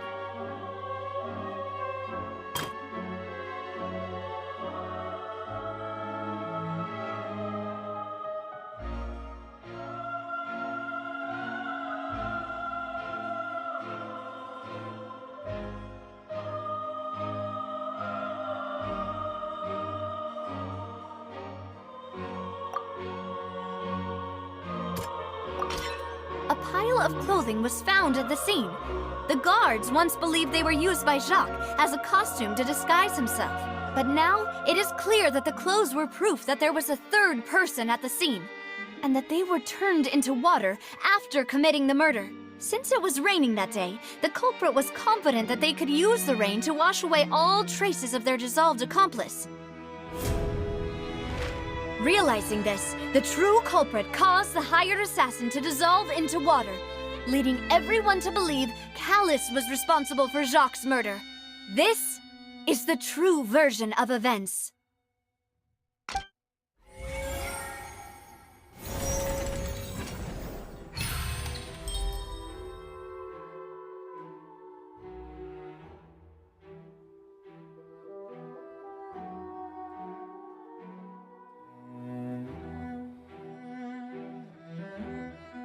So that's what happened. Wait, you're telling me something as dangerous as water from the primordial sea has been used for all these years? What a great theory. It also explains Callus's and Jacques' respective motives. I guess they didn't shoot each other after all. Mr. Marcel, you are the one being charged with the crime. You should provide a rebuttal if you wish to prove your innocence. Ah, but I think I agree with everything Navia just said. In fact, there was nothing in her speech that directly implicated me. Then, may I ask some questions? In my opinion, we primarily need to determine two things. One, do you have the evidence to back up your claims? I'm afraid not. At least not at this very moment. Boo! If you don't have any evidence, you should just go home! I may not have the evidence with me, but I know where I could go to collect it. If we look up the deserted clothes against a record of people who went missing around the same time, we should be able to find a match. Considering the serial disappearances case, the guards probably kept careful records of all missing persons from around that time, regardless of age or gender. That makes sense to me. Monsieur Neuvillette, I would consider this to be a reasonable investigative direction. Why do I feel like Farina's acting a little differently today? Maybe she's scared of embarrassing herself again? Alternatively, she's become more diligent after charging an innocent citizen in the last trial. My second question has to do with the ensuing duel. If the truth is indeed as you described, then why didn't Mr. Callus explain himself in court? If he had testified that a person had been dissolved, he could have at least mounted a defense. I've thought about this too, and the answer is actually pretty simple. He felt there were things that were more important to him. The dissolving power of water from the primordial sea is an important secret for the true culprit of the serial disappearances case. My father could have exposed it for all to see, but he chose to take it to the grave. At that time, Spina di Rosula was in dire straits, and his reputation had already been shattered. He had no guarantee that going forward with the truth would allow the culprit to be brought to justice. What was certain, however, was that it would paint a gigantic target on my back. Boss once told me that Demoiselle had already been selected as the next target of the serial disappearances case. What? If the secret had gotten out, the culprit would have fought an all-out war with Espina right there and then. I wouldn't have been the only one in danger. All of us would have stood to lose our lives. Of course, the guards might eventually figure out the truth of the matter and determine that we were in the right. But what good would that do? How can a hollow verdict protect anyone? Had this opera house ever given my father any kind of confidence in its brand of justice, Spina di Rosula would have had no reason to exist. But by staying silent, we retained the ability to deter our opponents and continue the stalemate. I was able to become Spina di Rosula's president, which made me harder to target, as well as giving me more time to grow and learn. And once I have figured out the truth and stepped up to the challenge, I will do what this opera house cannot, and restore my father's truth and honor back to him. So, you mean to say, your father intended to die in the duelist's ring? That's right. Do you have any proof? Of course. All you need is to ask his opponent, Clorand.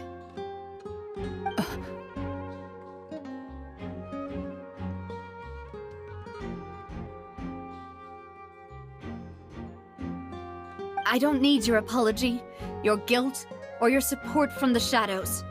You don't have to do anything for my sake. But since he entrusted his will to you, Clorand, you should tell us the truth about his sacrifice. So, during the duel, did you believe that Callus was intending to die? Yes, I did. As a champion duelist, I've fought many battles and taken a countless number of dishonored lives.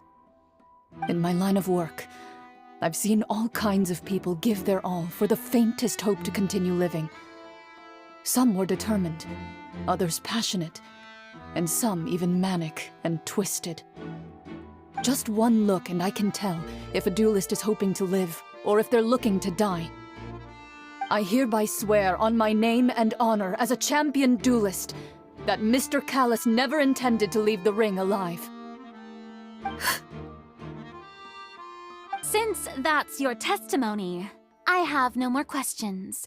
It appears there really are good grounds to reopen this case. I concur. However, Miss Navia, you still have not explained the link between your father's case and the serial disappearances case. Right? What she said was fascinating, but kind of beside the point. Wait, weren't they just talking about the serial disappearances case? Of course, Your Honor. The two cases are connected via a matter of timing. In my father's case, the culprit intended to kill both Jacques and Callus. As a result, they planned to act after hearing 2 gunshots. And, at the end of Linny's trial, the culprit also only dissolved the victim in front of everyone because they realized they were at risk of being identified. The culprit could only time their actions so precisely if they were already at the scene. Coincidentally, Marcel attended both the banquet and the trial. So that's why you suspected me. Even after hearing your reasoning, I still can't help but find it a little preposterous. I'm used to it, though. You've always been an impulsive and sentimental child, Navia. It's one of your most endearing traits. No need to appeal to pathos. I won't try to refute your points one by one, but even if everything you just said was true, can you prove that I was the only person present at both events? On top of that, does a person have to be physically present to control the timing? Can't someone remotely monitor the place? Don't know what she can say to that.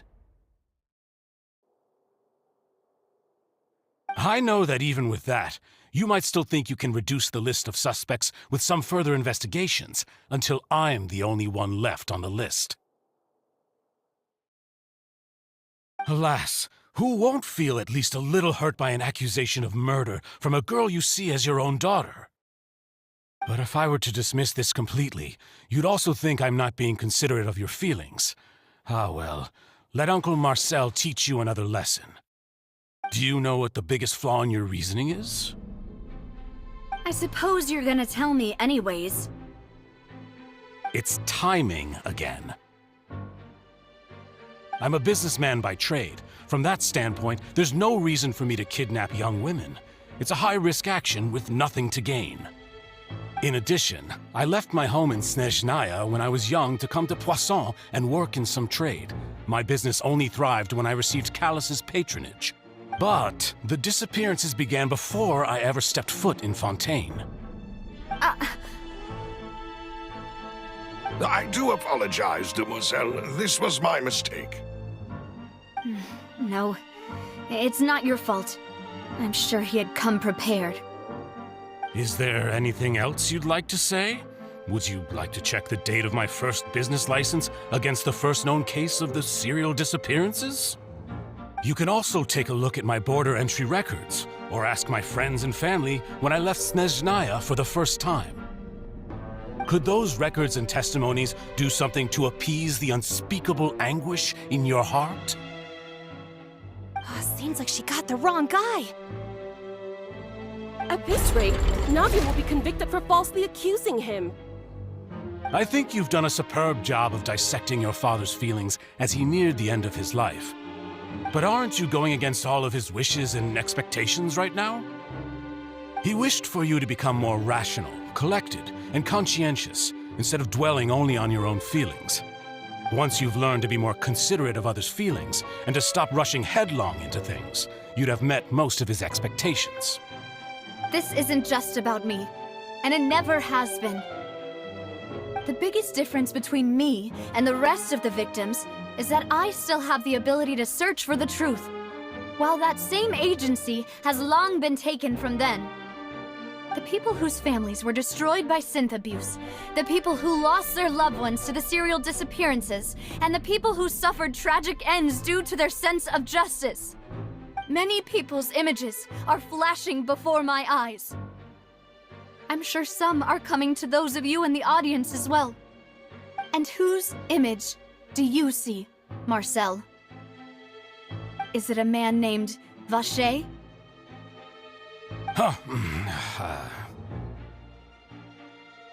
Oh, so you do know that name. I'm merely surprised you'd suddenly say the name of someone I've never even heard of. I was waiting for you to say that.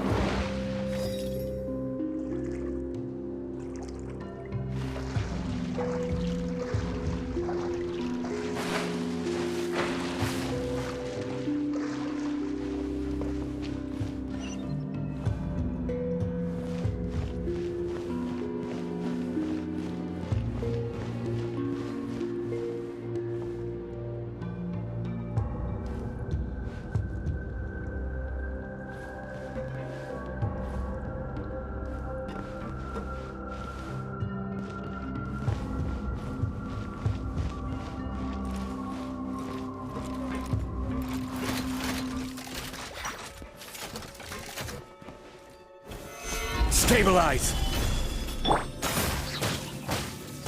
Oz, reveal thyself! Transfixed!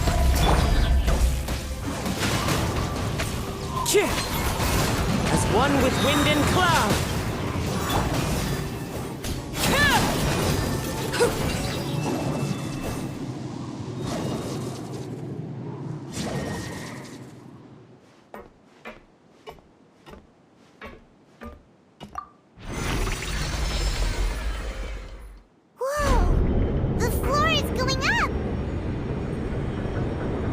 Is it because of this mechanism in the middle?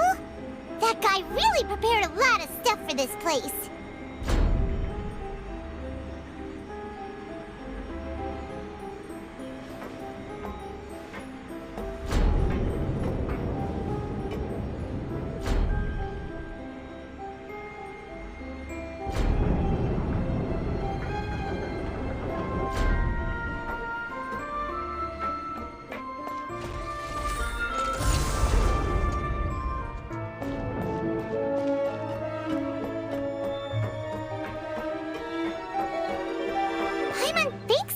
Go up, but Paimon doesn't see a way. Let's take a look around. Maybe we'll find a hidden mechanism that'll show us the way up.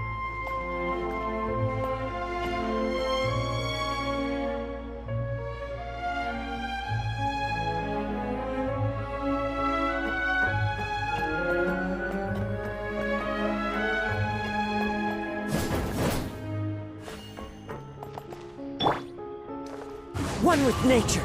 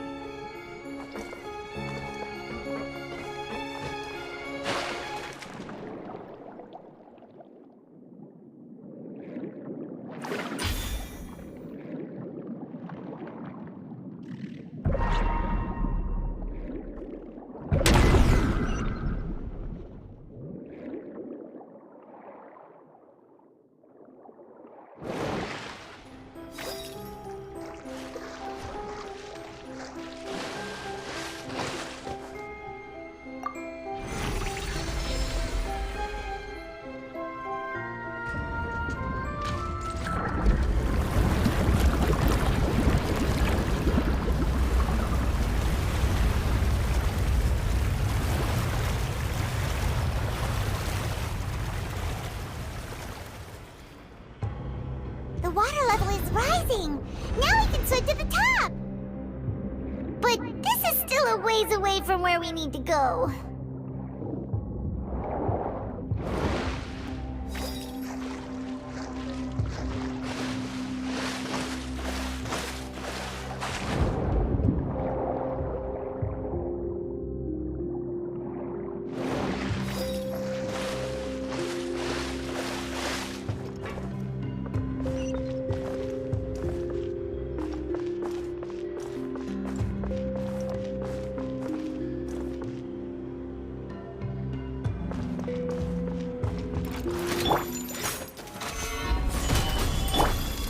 By royal decree!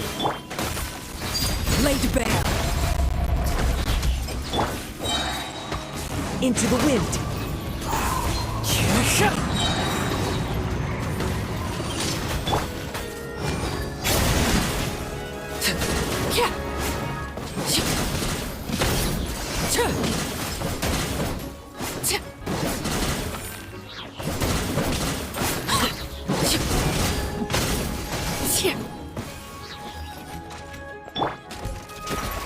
Solidify! Oz, reveal thyself! Fallen leaves, adorn my night!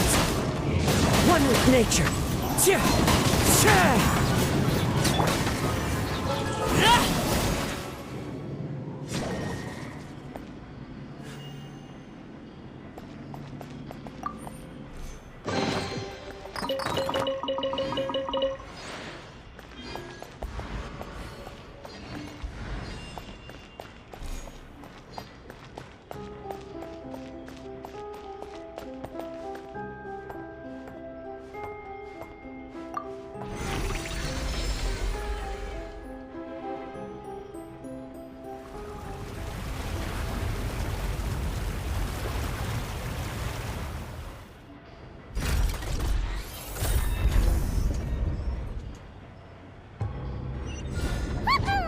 Now the path is clear! Let's go!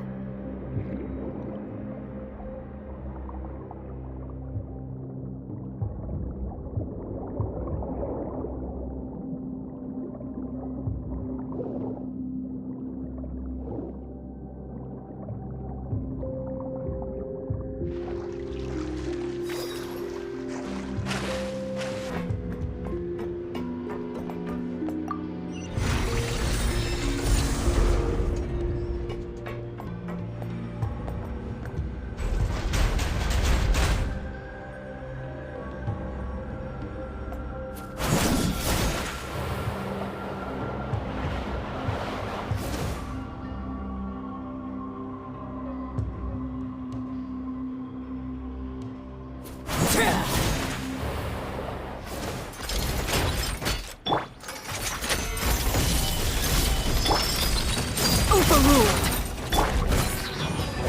By royal decree!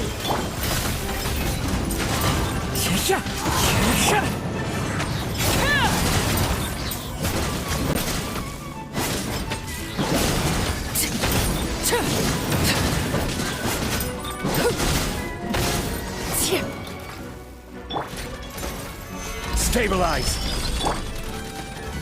Midnight Phantasmagoria! The wind knows me. Clouds high, the birds call! This is order.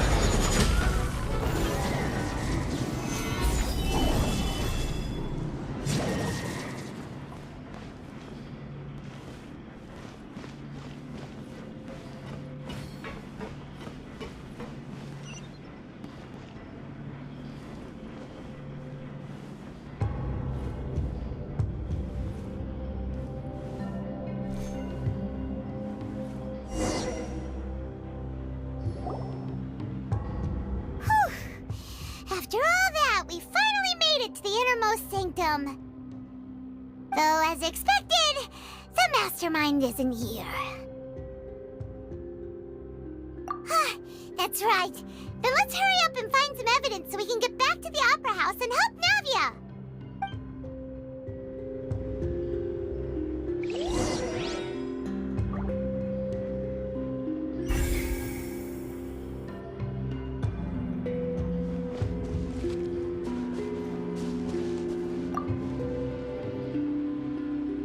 What's all this? Aw, it's a bunch of really cute things! Pink accessories, a hair tie, a necklace, even a makeup box. Oh, Paimon sees it too, but why are all these cute things labeled with different girls' names? Huh? You mean the girls from the serial disappearances? They were brought here? And then they were turned into water. And all the boxes of things, these names, that means... Oh, this is terrible!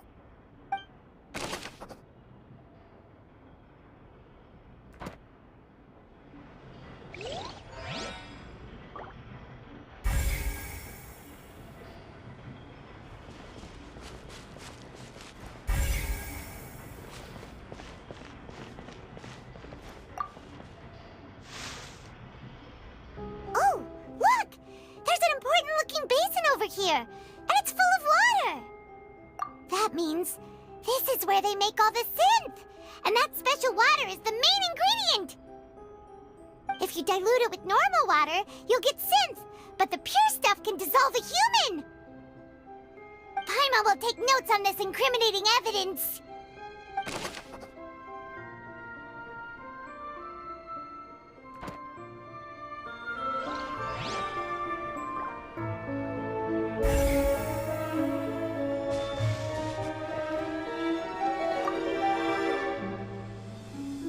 Let's see what's written here. Nothing escapes Detective Paimon's eyes. Callus. Navia's father. Oh, this seems to be an investigation report on him.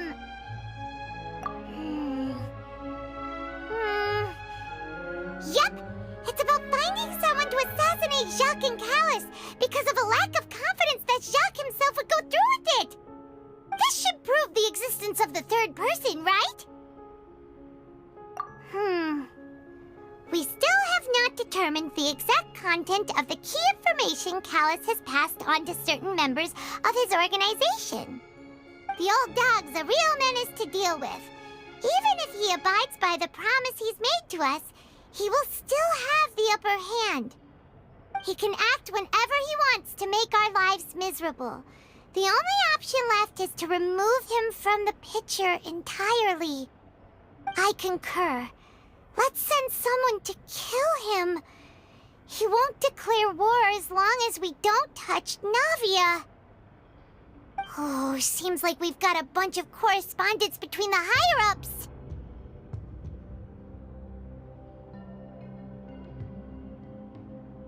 They're all just so evil.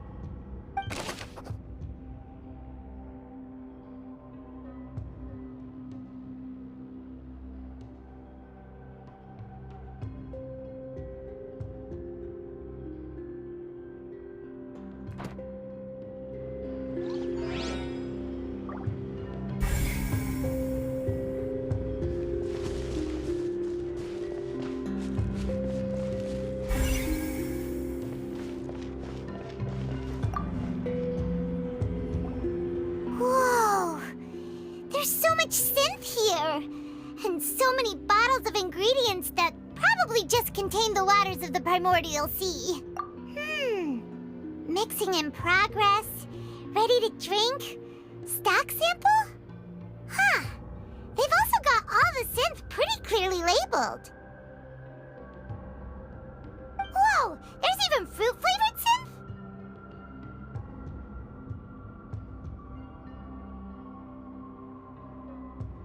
Yep, it's super obvious.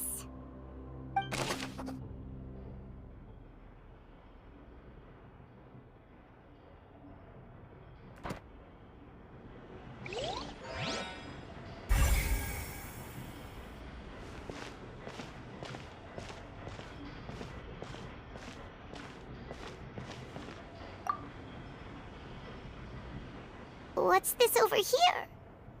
Looks like some kind of place for research.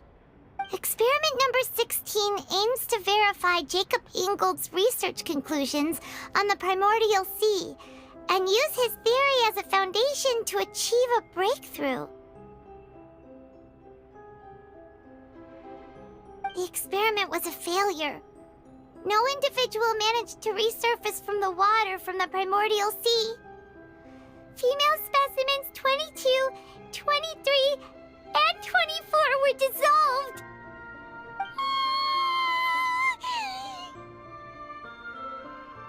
Sorry, Traveler. Paimon will try her best.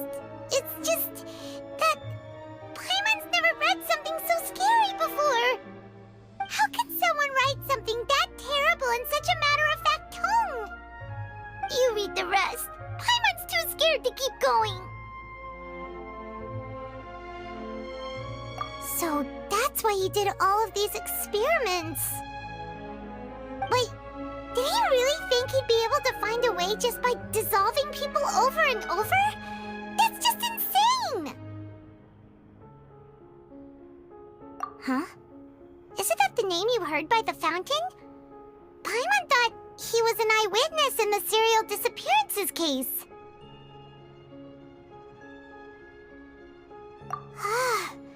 You mean Vache is the one who did all of these... experiments?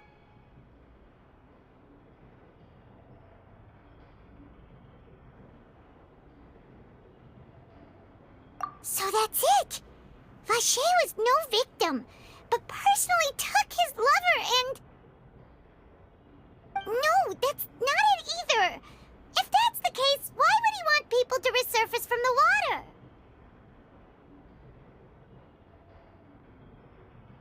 In any case, Paimon will write it all down.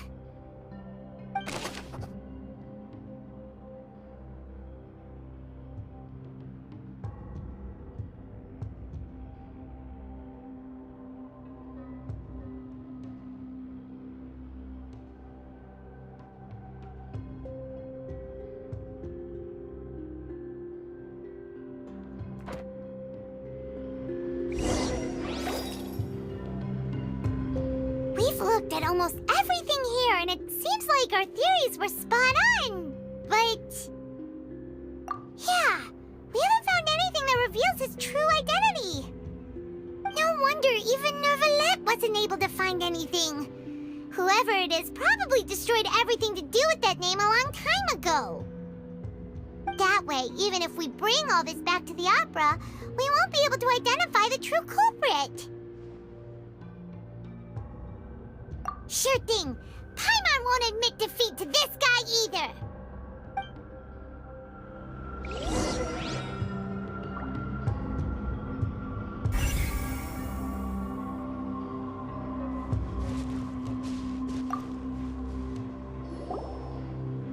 You take that side and Paimon will take this side. Check everything carefully. We'll find something for sure.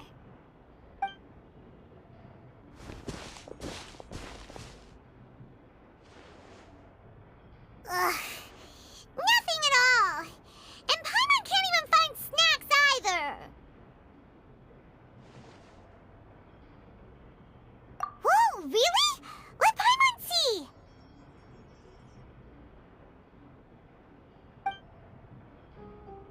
Vinier.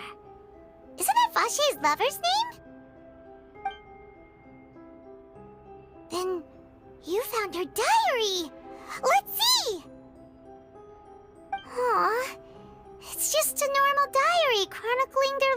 story. She was so sweet, too. Oh, Paimon feels even worse for her now.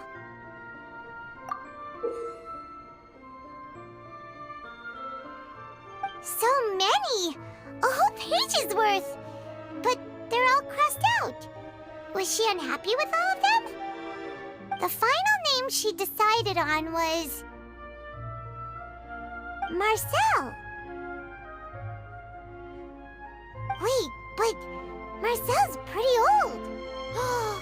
Has this case been going on for so long that he's Vacher and Venier's grown son?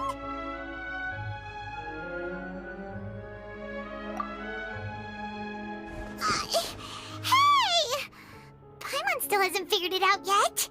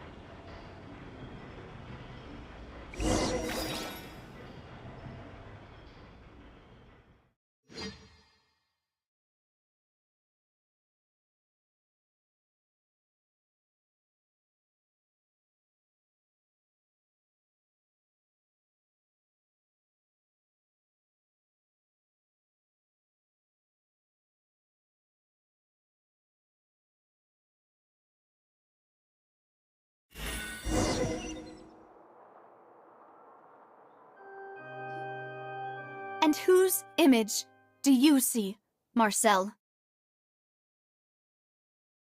Is it a man named Vacher?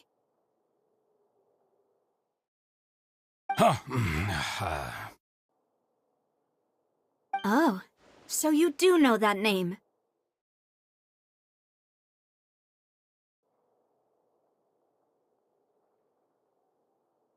I'm merely surprised you'd suddenly say the name of someone I've never even heard of. I was waiting for you to say that. Navia! We're back! As expected of my partner. I just knew you'd return in the nick of time. Just how often do you intend to flout the rules of this court? It's all right, Monsieur Nervalette. Given their confidence, I expect they've found the crucial evidence.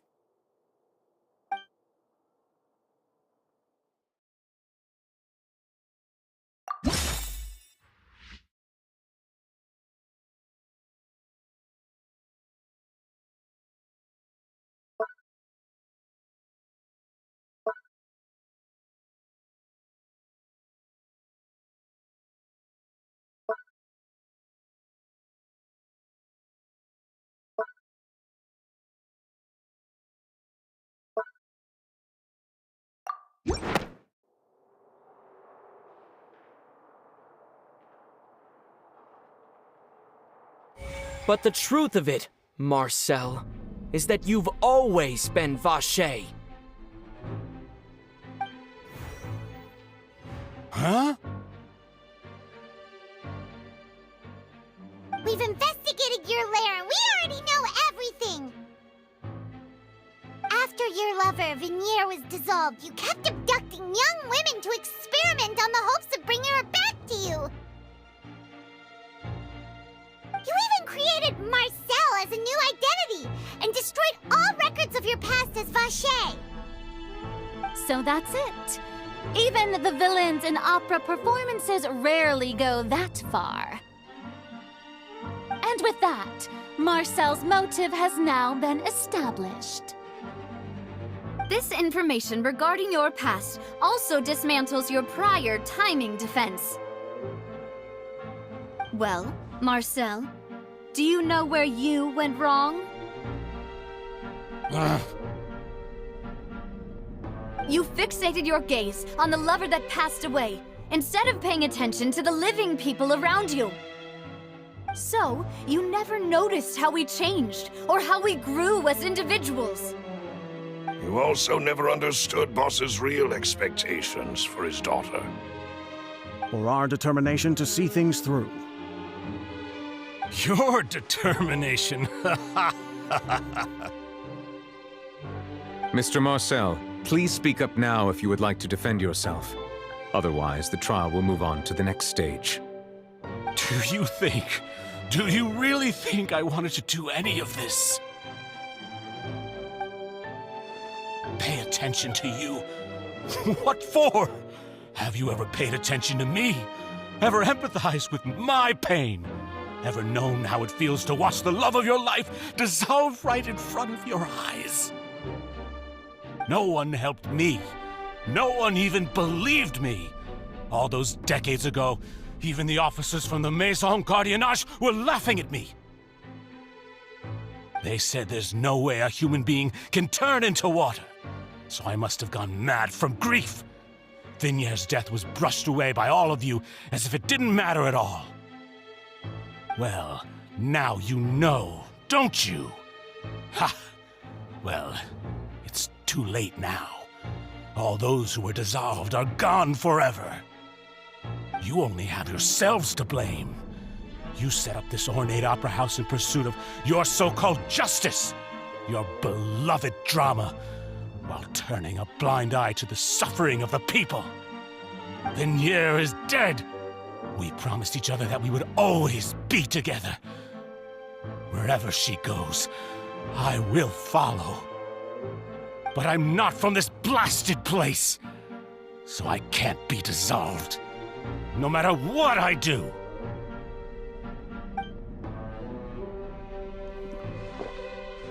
Hey, is that water from the primordial sea that he's drinking? I can't dissolve! Can't dissolve! Can't dissolve! Do you all see? I can't go! I can't follow! So if I can't go where she is, what choice do I have but to try to bring her back? I did all of that, and in the end, that accursed Callus still got the better of me. I spent my entire life living on pins and needles, only to get stabbed by his idiot daughter at the very end.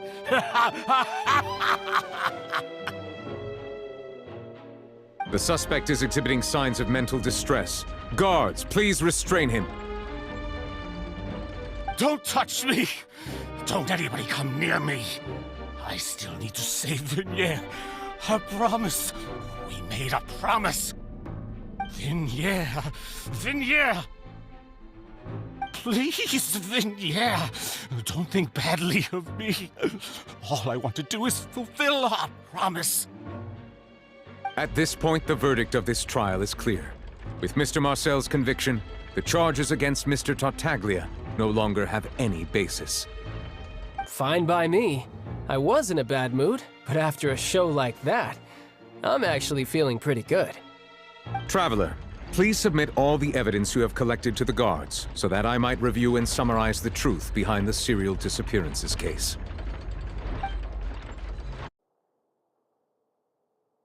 The man now known as Marcel was originally named Vacher and worked as an adventurer with his partner and lover Vignère.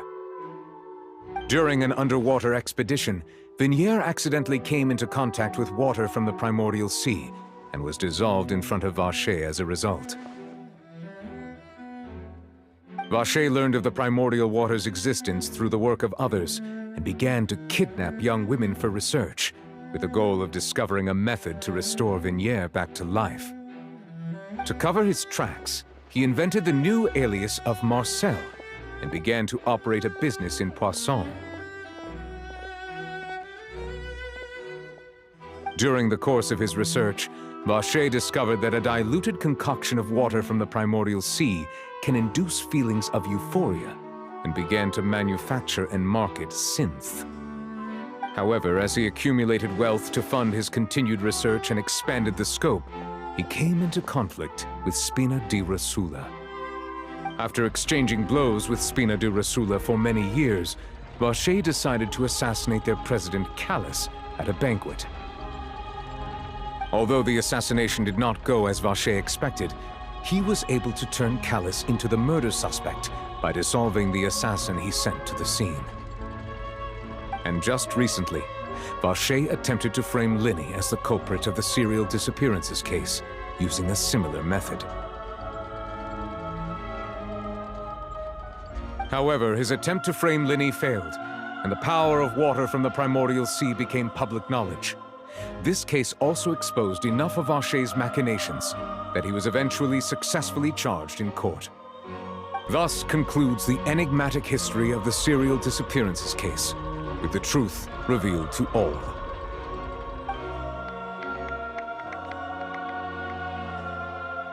The Oratrice will now deliver the final verdict regarding the charges against Mr. Vache.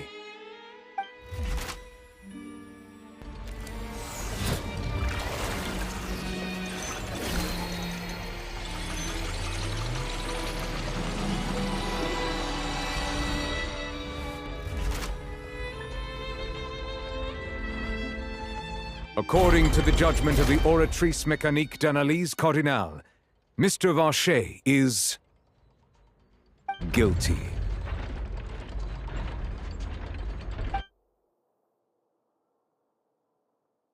Guards! Take Vache away. Good. It's what he deserves. With that, the serial disappearances case is over now. We really just witnessed history. Who would have thought the true culprit would be such a polite and well-spoken guy? Yippee! We helped Navia bring the bad guy to justice! He's hurt so many innocent people and now he's finally getting what he deserves! Huh? Are you okay?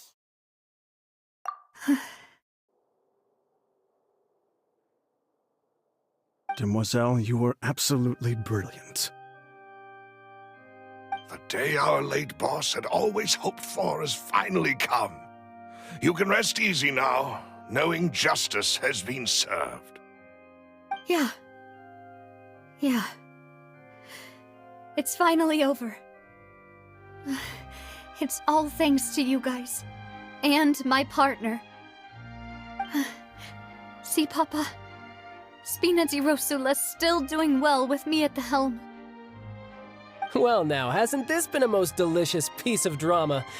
The villain has been caught, justice has been served, past wrongs have been righted, and it's a big ol' happy ending.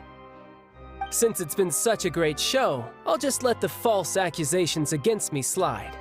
Either way, I've still got some business to attend to, so if you'll excuse me... Please wait just one moment, Mr. Tartaglia. What now? None of this has anything to do with me. According to court protocol, since this trial was initiated due to a charge against you, a verdict must also be made regarding the initial charge before the trial can conclude. Oh, come on. Is this really necessary? Haven't you already caught the real criminal? Isn't it time for side characters like me to exit stage left? Please respect the laws of Fontain. This has always been the rule. All right, but this sure is a lot of hassle. All I need to do is stand over there, right? Let's just get this over with. Through evidence presented in the public trial that was just held, it has been established that Mr. Tartaglia has no direct connection to the serial disappearances case. The guilty party has been identified, and thus it is logical to suppose Mr. Tartaglia is innocent of the charges. We now turn to the Oratrice Mécanique d'Analyse Cardinale to render the final verdict on the charges.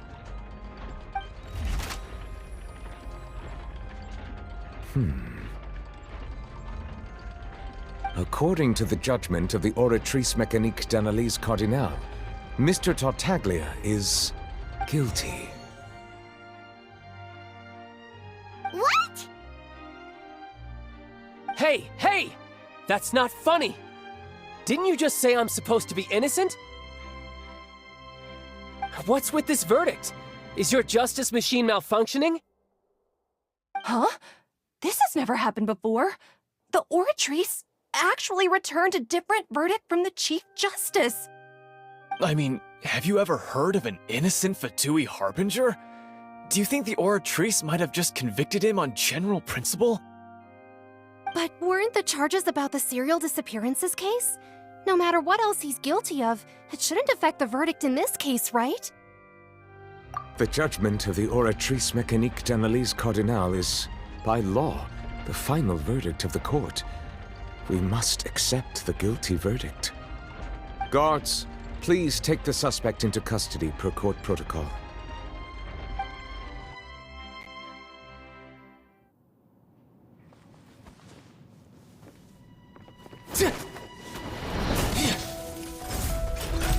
So this is how justice is done in Fontain. What a joke. You've got your rules. Well, I've got mine too!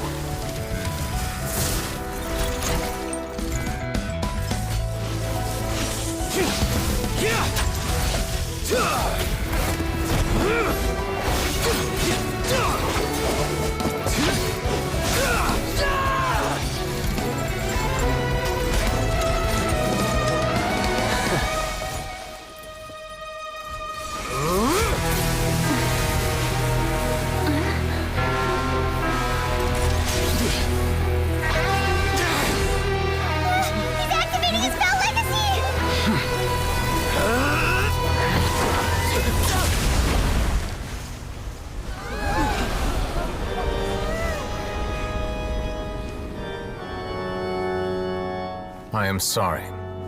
If you have been wronged, we will find the truth. But the rules of the court must be upheld.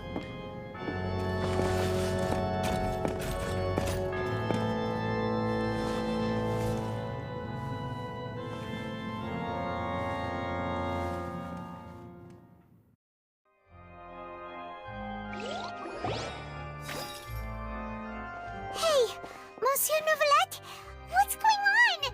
Shouldn't they have been cleared already? Apologies.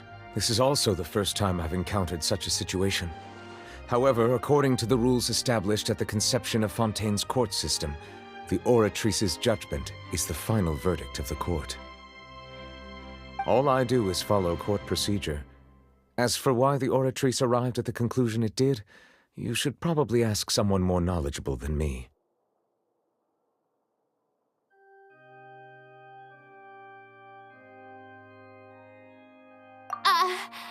Why are you looking at me? I had nothing to do with it! I don't know what happened there either!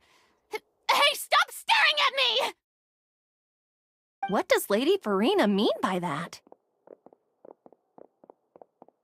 She says she has no idea either, but that's impossible. Didn't she create the Oratrice herself?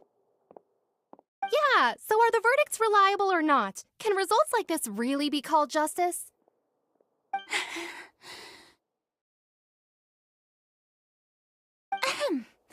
My dearest citizens, did you really think we'd allow an incorrect verdict to be handed out in this court? Did you really believe that the judgment could be mistaken or be the result of some sort of random mishap? Don't tell me you thought even I had been blindsided by the Oratrice's result. But the way she looked just now, it was pretty obvious she had no idea what was going on. However, given the state of things, I shall give you an explanation. Everything that just took place, including my supposed shock and bafflement, was a part of an elaborate performance, with every action meant to stir up drama and excitement. And, of course, for every performance there is a script. Everything has unfolded exactly as I expected from the very beginning. As the embodiment of the very concept of justice, the Oratrice shall never render an arbitrary judgment! If you thought Child had nothing to do with the serial disappearances case, it is only because you've been blinded by the superficial appearance of innocence. Everything he's done not to mention the danger he poses, are beyond ordinary comprehension and completely unforgivable! All shall be revealed in time. You will come to understand my noble intentions, as well as the absolute correctness of the Oratrice's verdict.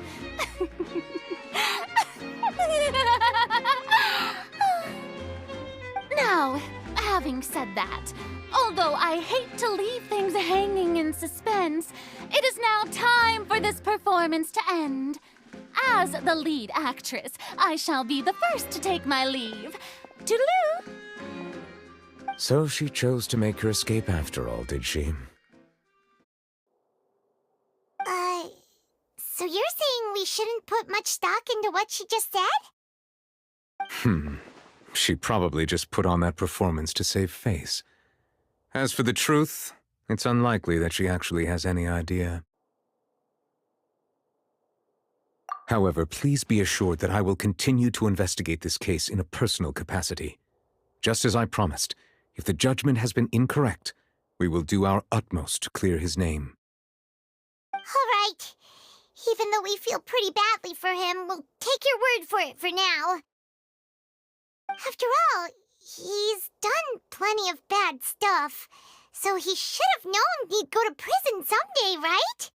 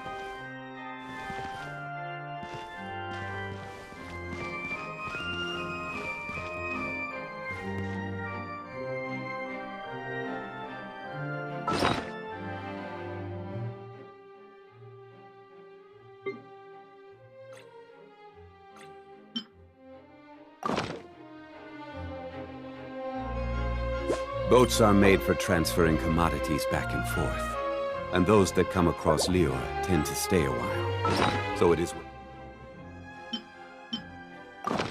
many things come to settle.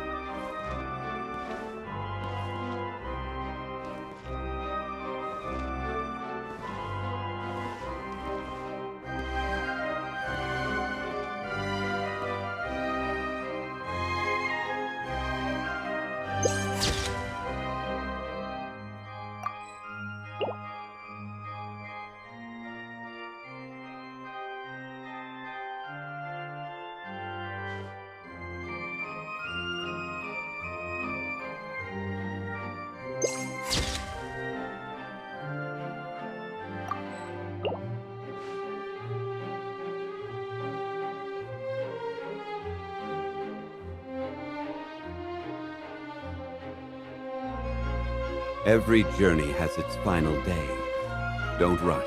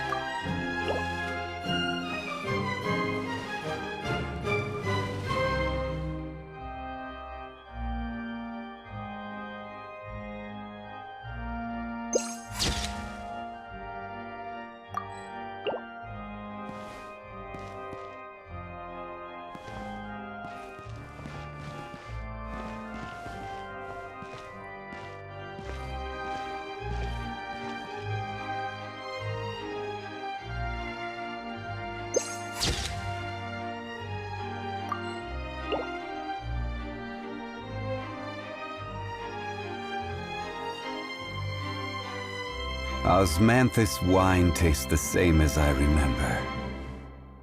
But where are those who share the memory?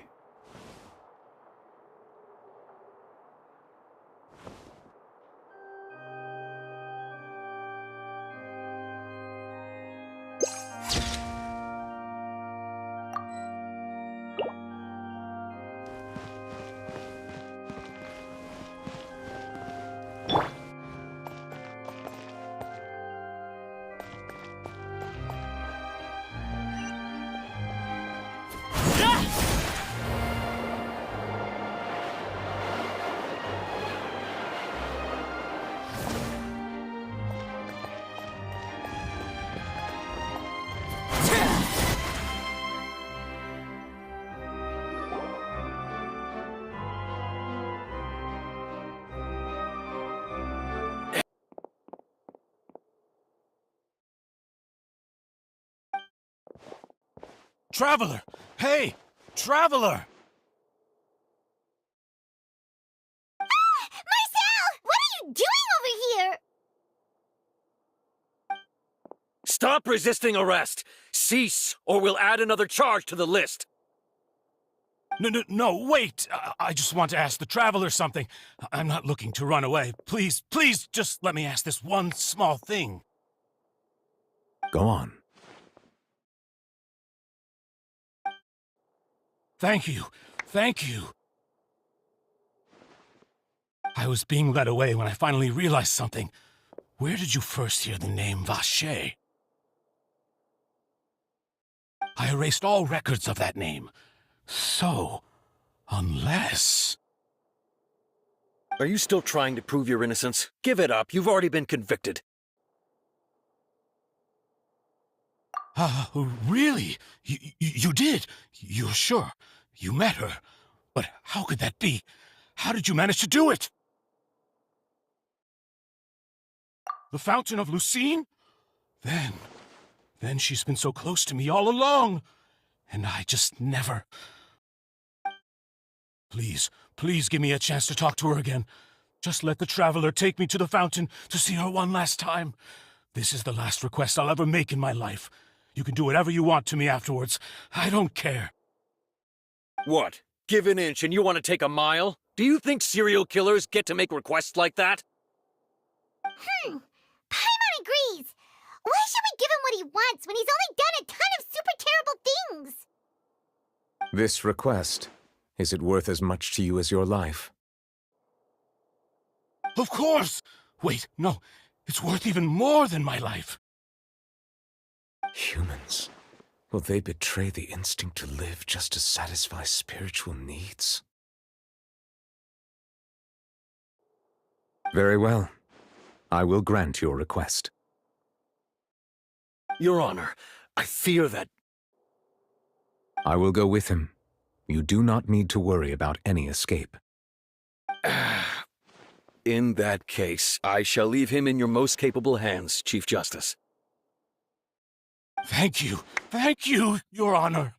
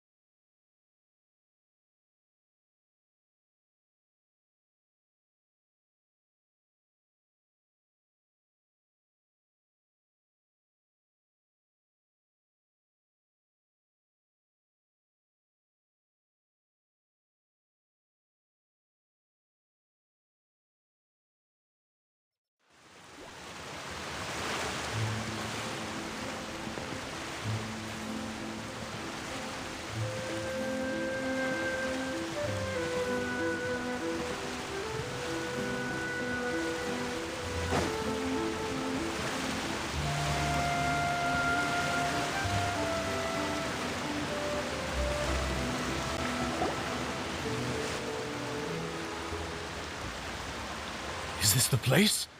You said she's here, but what do I need to do to see her?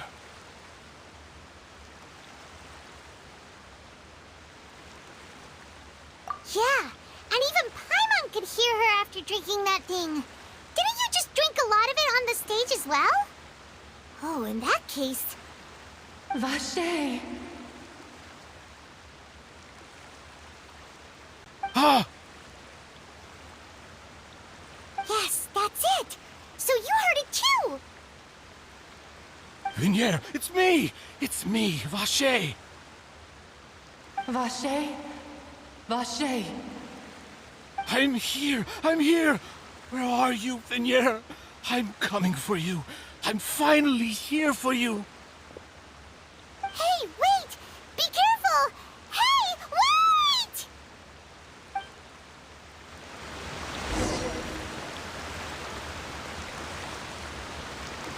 Vinier, is that you? It's me, Vache! Vinier! Vache? Why did you come? Didn't I say? You don't need to look for me. You look a lot older than I remember. How long has it been? It's been more than 20 years. I've suffered for over 20 years since the day you left. All this time, only the thought of bringing you back has kept me alive. Nothing else mattered to me. I must be dreaming. Who would have thought I'd get the chance to tell you all of my feelings like this? Vinier, you are my everything.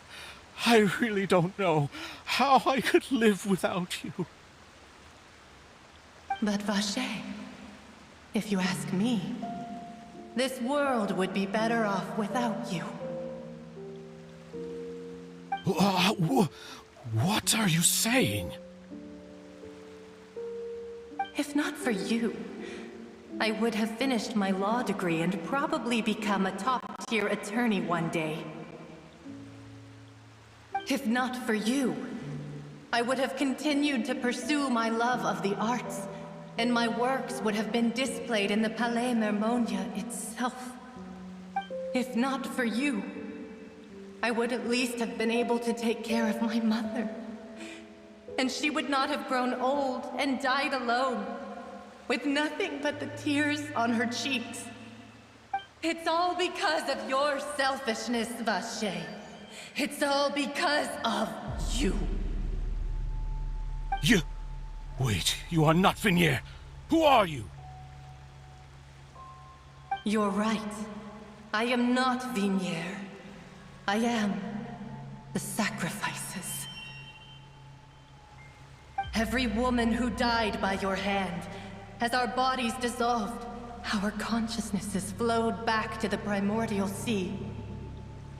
Our thoughts circulated endlessly within the primordial sea, and we were no longer individuals, but we became one, just as streams of water come together in the sea. I'm Cressy. I'm Lemony. I'm Azine. The only one I am not is Vinier. Why? But then, where is Vinier? She doesn't want to see you anymore. Every tendril of her consciousness is avoiding you.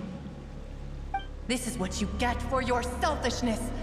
Your selfishness robbed us of our lives and our futures. You said time and time again that you'd do any and everything for her. But did you ever consider whether she'd want to see you do the things that you did? If she would despise you for what you became?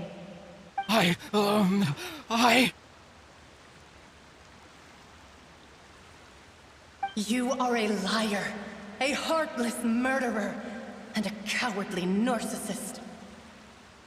The only thing you are not is Vinier's beloved.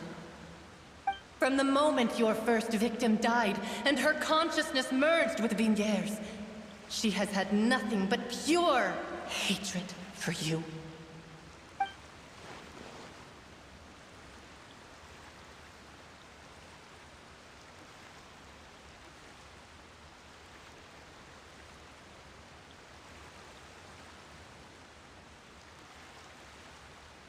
No!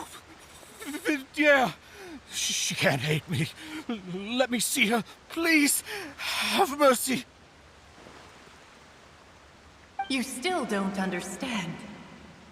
When I said don't look for me, that came from the real Vignier. She really doesn't want to see you anymore. But on top of that, she also said that because it's her final drop of pity for you. She said that because she knew that if you did come here, we will show no mercy to you. Vache. Vache? Vache. Vache. Vache. Vache. Drown.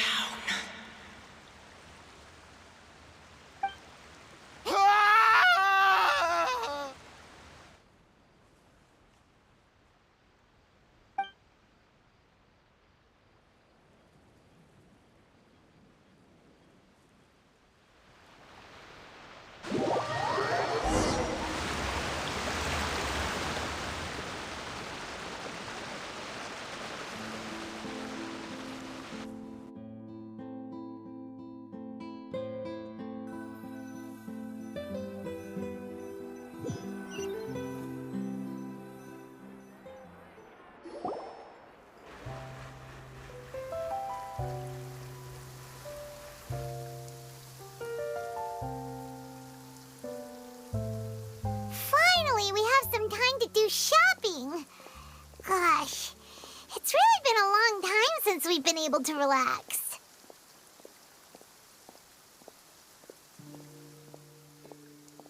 Ah, well met, partner. I knew something great was going to happen when I woke up in such a good mood today. Even this weather can't put a damper on the demoiselle's mood.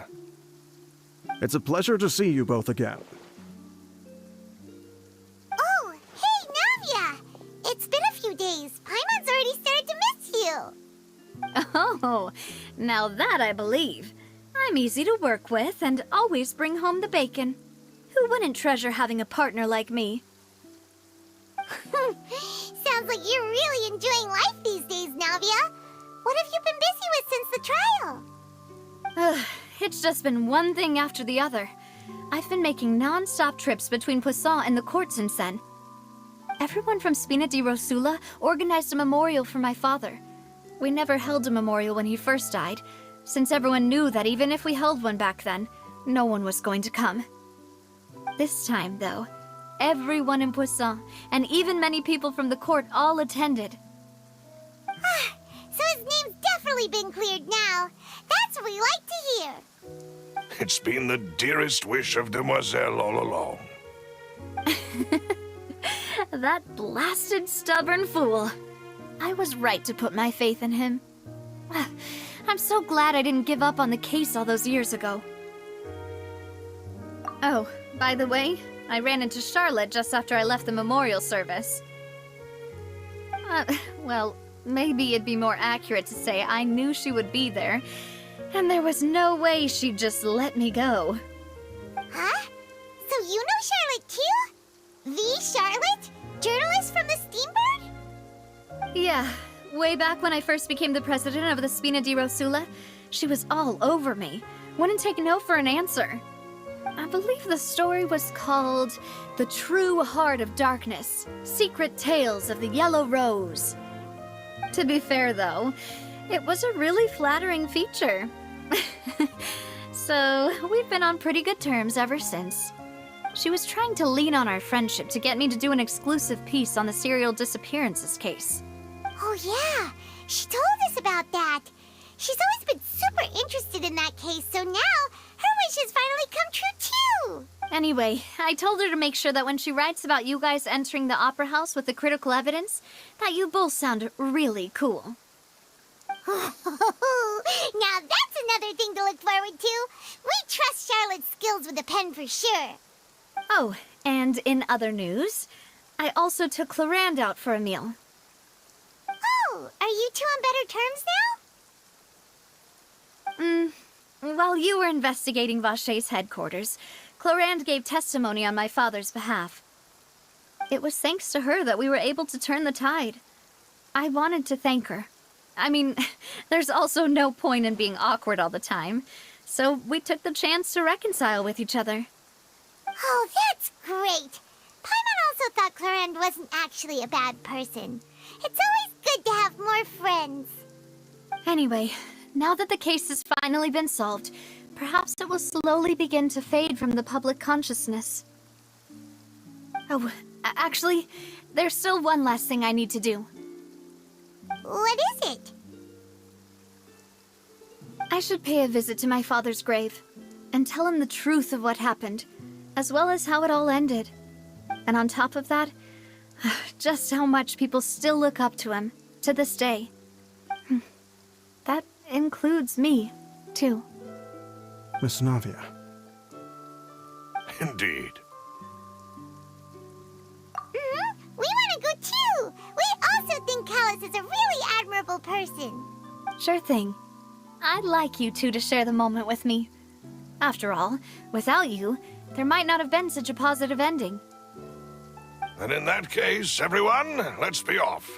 Considering the recent weather, we'll be lucky if we can reach Poisson before dark. Yeah, you're right. It's been raining non-stop for a few days now.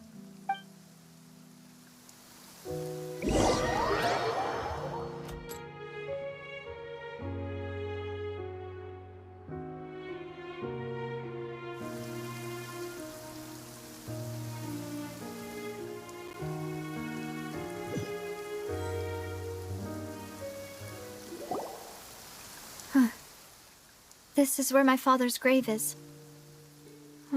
To be perfectly honest, even I haven't been back here for a long time. Huh? There's someone there already. Wait, that figure. It can't be...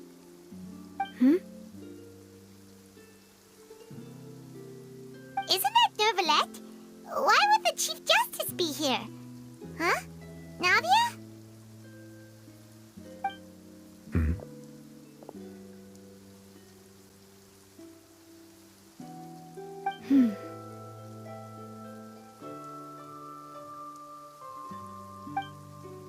My apologies. I should have asked before coming to pay my respects. Don't say that. Sorry about that. Oh, I was trying to say there's no need for you to apologize. I wanted to show my father how much I've grown, but still, I doubt I've grown to the point that even the Chief Justice would feel compelled to apologize to me over and over. In that case, I will stop apologizing for now.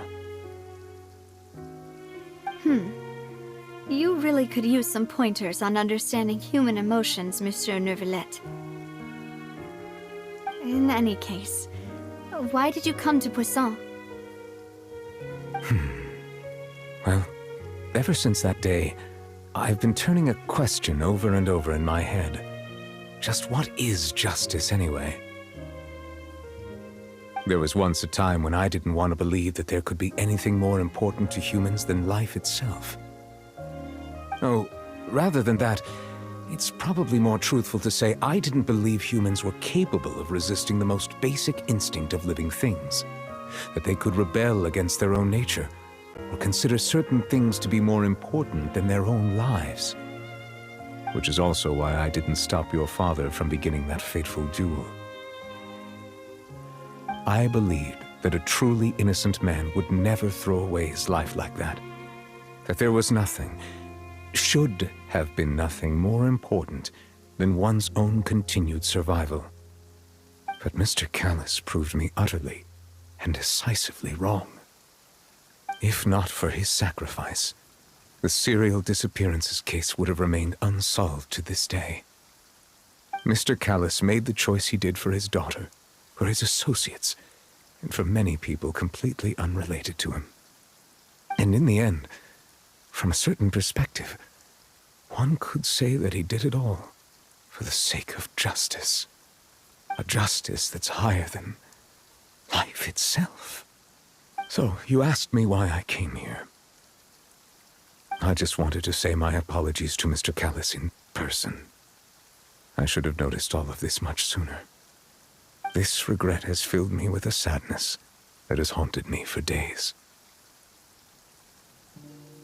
That high and mighty chair in the Opera Epiclese indeed insulates one from many important things. Spina di Rosula, thank you so much for your hard work and perseverance. I'm sorry for being mad at you before. So, you're actually one of those types that's cold on the outside, but pretty thoughtful on the inside, huh? That reminds me of Silver, one of my guys. Sorry about that. Self-expression is not one of my strong suits. Didn't I just say you don't need to apologize? Ah, so Navia and Neuvillette seem to have made their peace as well. Let's not disturb them for now. We can wait till after they're done.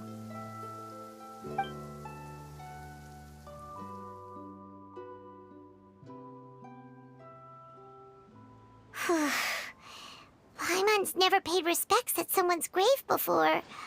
Did Paimon do anything rude there? Huh? Oh, Paimon didn't know that was a thing.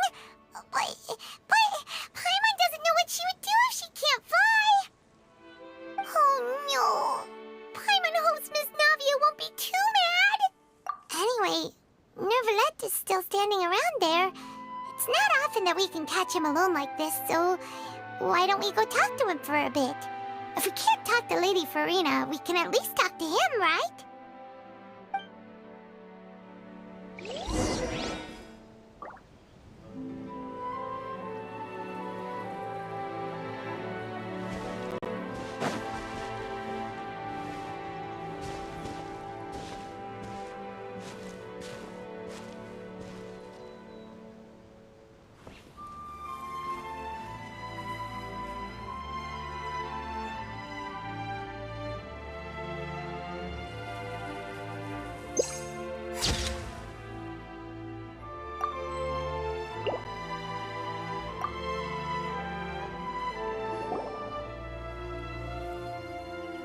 Oh, it's you two. Did Miss Navia invite you to come pay your respects to her father? Mm-hmm. We ran into Navia on the streets today, so we just followed her here. I see, I see. Then is there something that I can help you with? Well, it's pretty hard to run into you like this, since you're usually super busy. So we figured we could try to ask you a few questions, if that's okay. Please feel free. Though outsiders, you helped us solve one of the greatest mysteries in Fontain, and it would be my pleasure to return the favor.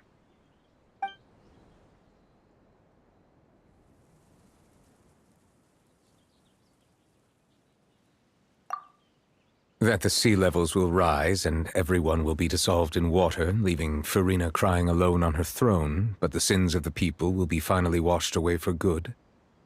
Does that appropriately summarize the version you've heard? That's right! It was Linny that told us back then. And that about covers all the main points. Yes, up to the present, I think we reached a point where we have no choice but to confront this prophecy directly. Rumors have it that this prophecy is rooted in the last words the former Hydro Archon left to the world before she passed away. A prophecy? Of the former Hydro Archon? Wow. This is the first time that we've ever heard of it.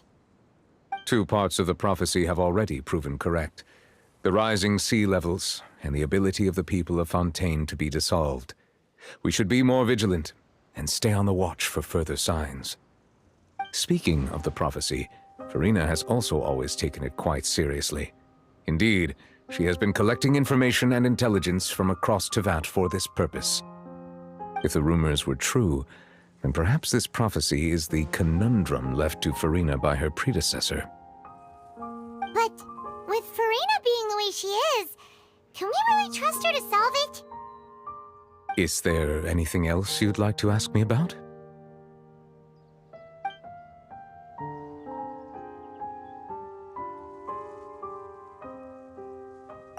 So, at court, the bad guys referred to that special water as water from the primordial sea. But what is it really? Truthfully, that name is already quite accurate. I can only surmise that Vache and his ilk only learned of its nature and existence after extensive research. There used to be a special sea on the surface of this planet. The nature of its seawater was rather different from that of the sea we know today. Most of Tevat's life forms were first born in that special sea. You could say it nurtured much of the life on this planet. Huh. So it really was where everything began. It makes sense to call it primordial then. But today, the primordial sea no longer exists on the planet's surface. What Vache discovered must have been some kind of special case, or a remnant from a truly ancient age. Huh. So that's how it is. Oh, you really know everything, Monsieur Neuvillette. But if that's the case, then why would people, at least people from Fontain, dissolve in that kind of water? Indeed. Why would the primordial sea, which was known to engender and nurture life, suddenly reverse itself and devour life instead? To be frank, that also doesn't match my understanding of this world and its laws. There must still be some unknown secrets around the people of this land. Is there anything else you'd like to ask me about?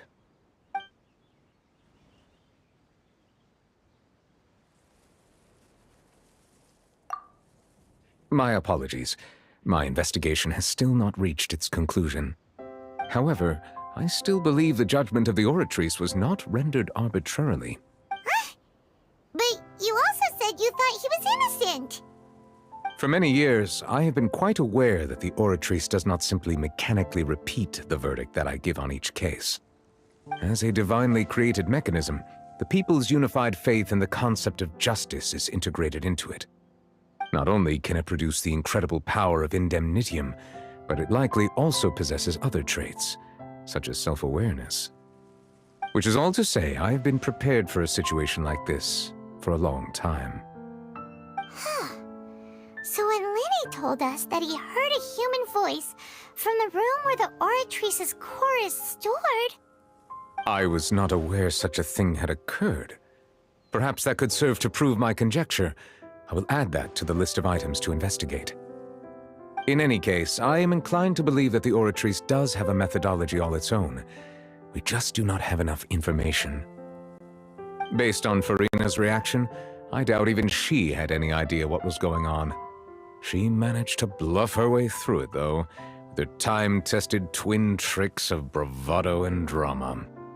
While we do intend to get to the bottom of this, for now, we regret to say that the Fatui Harbinger will just have to bide his time in the fortress of Meripede. If we did incorrectly convict him of crimes he did not commit, we will most certainly compensate him to the fullest extent allowed by the law.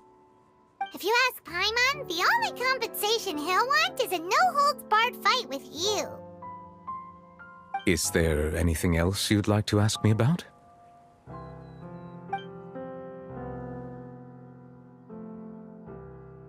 Your sibling, another blonde-haired traveler. I'm sorry, but I've never seen anyone who matches that description. If she ever stepped foot in Fontaine, I'm sure she followed our laws to the letter, and had no reason to appear on the stage of the opera Epiclese. Is there anything else you'd like to ask me about?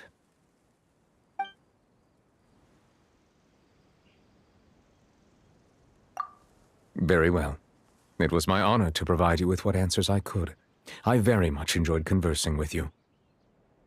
It will soon be time for me to leave this blissful tranquility behind and return to Palais Memoria. You really are super busy, Monsieur Neuvillette. Paimon thought you only came here to pay your respects today because you had the day off. Crime and villainy do not have the day off, and so justice must work around the clock as well. This is merely the nature of a justice's work. All right. You've got a point. Huh? Paimon just noticed that the rain has stopped.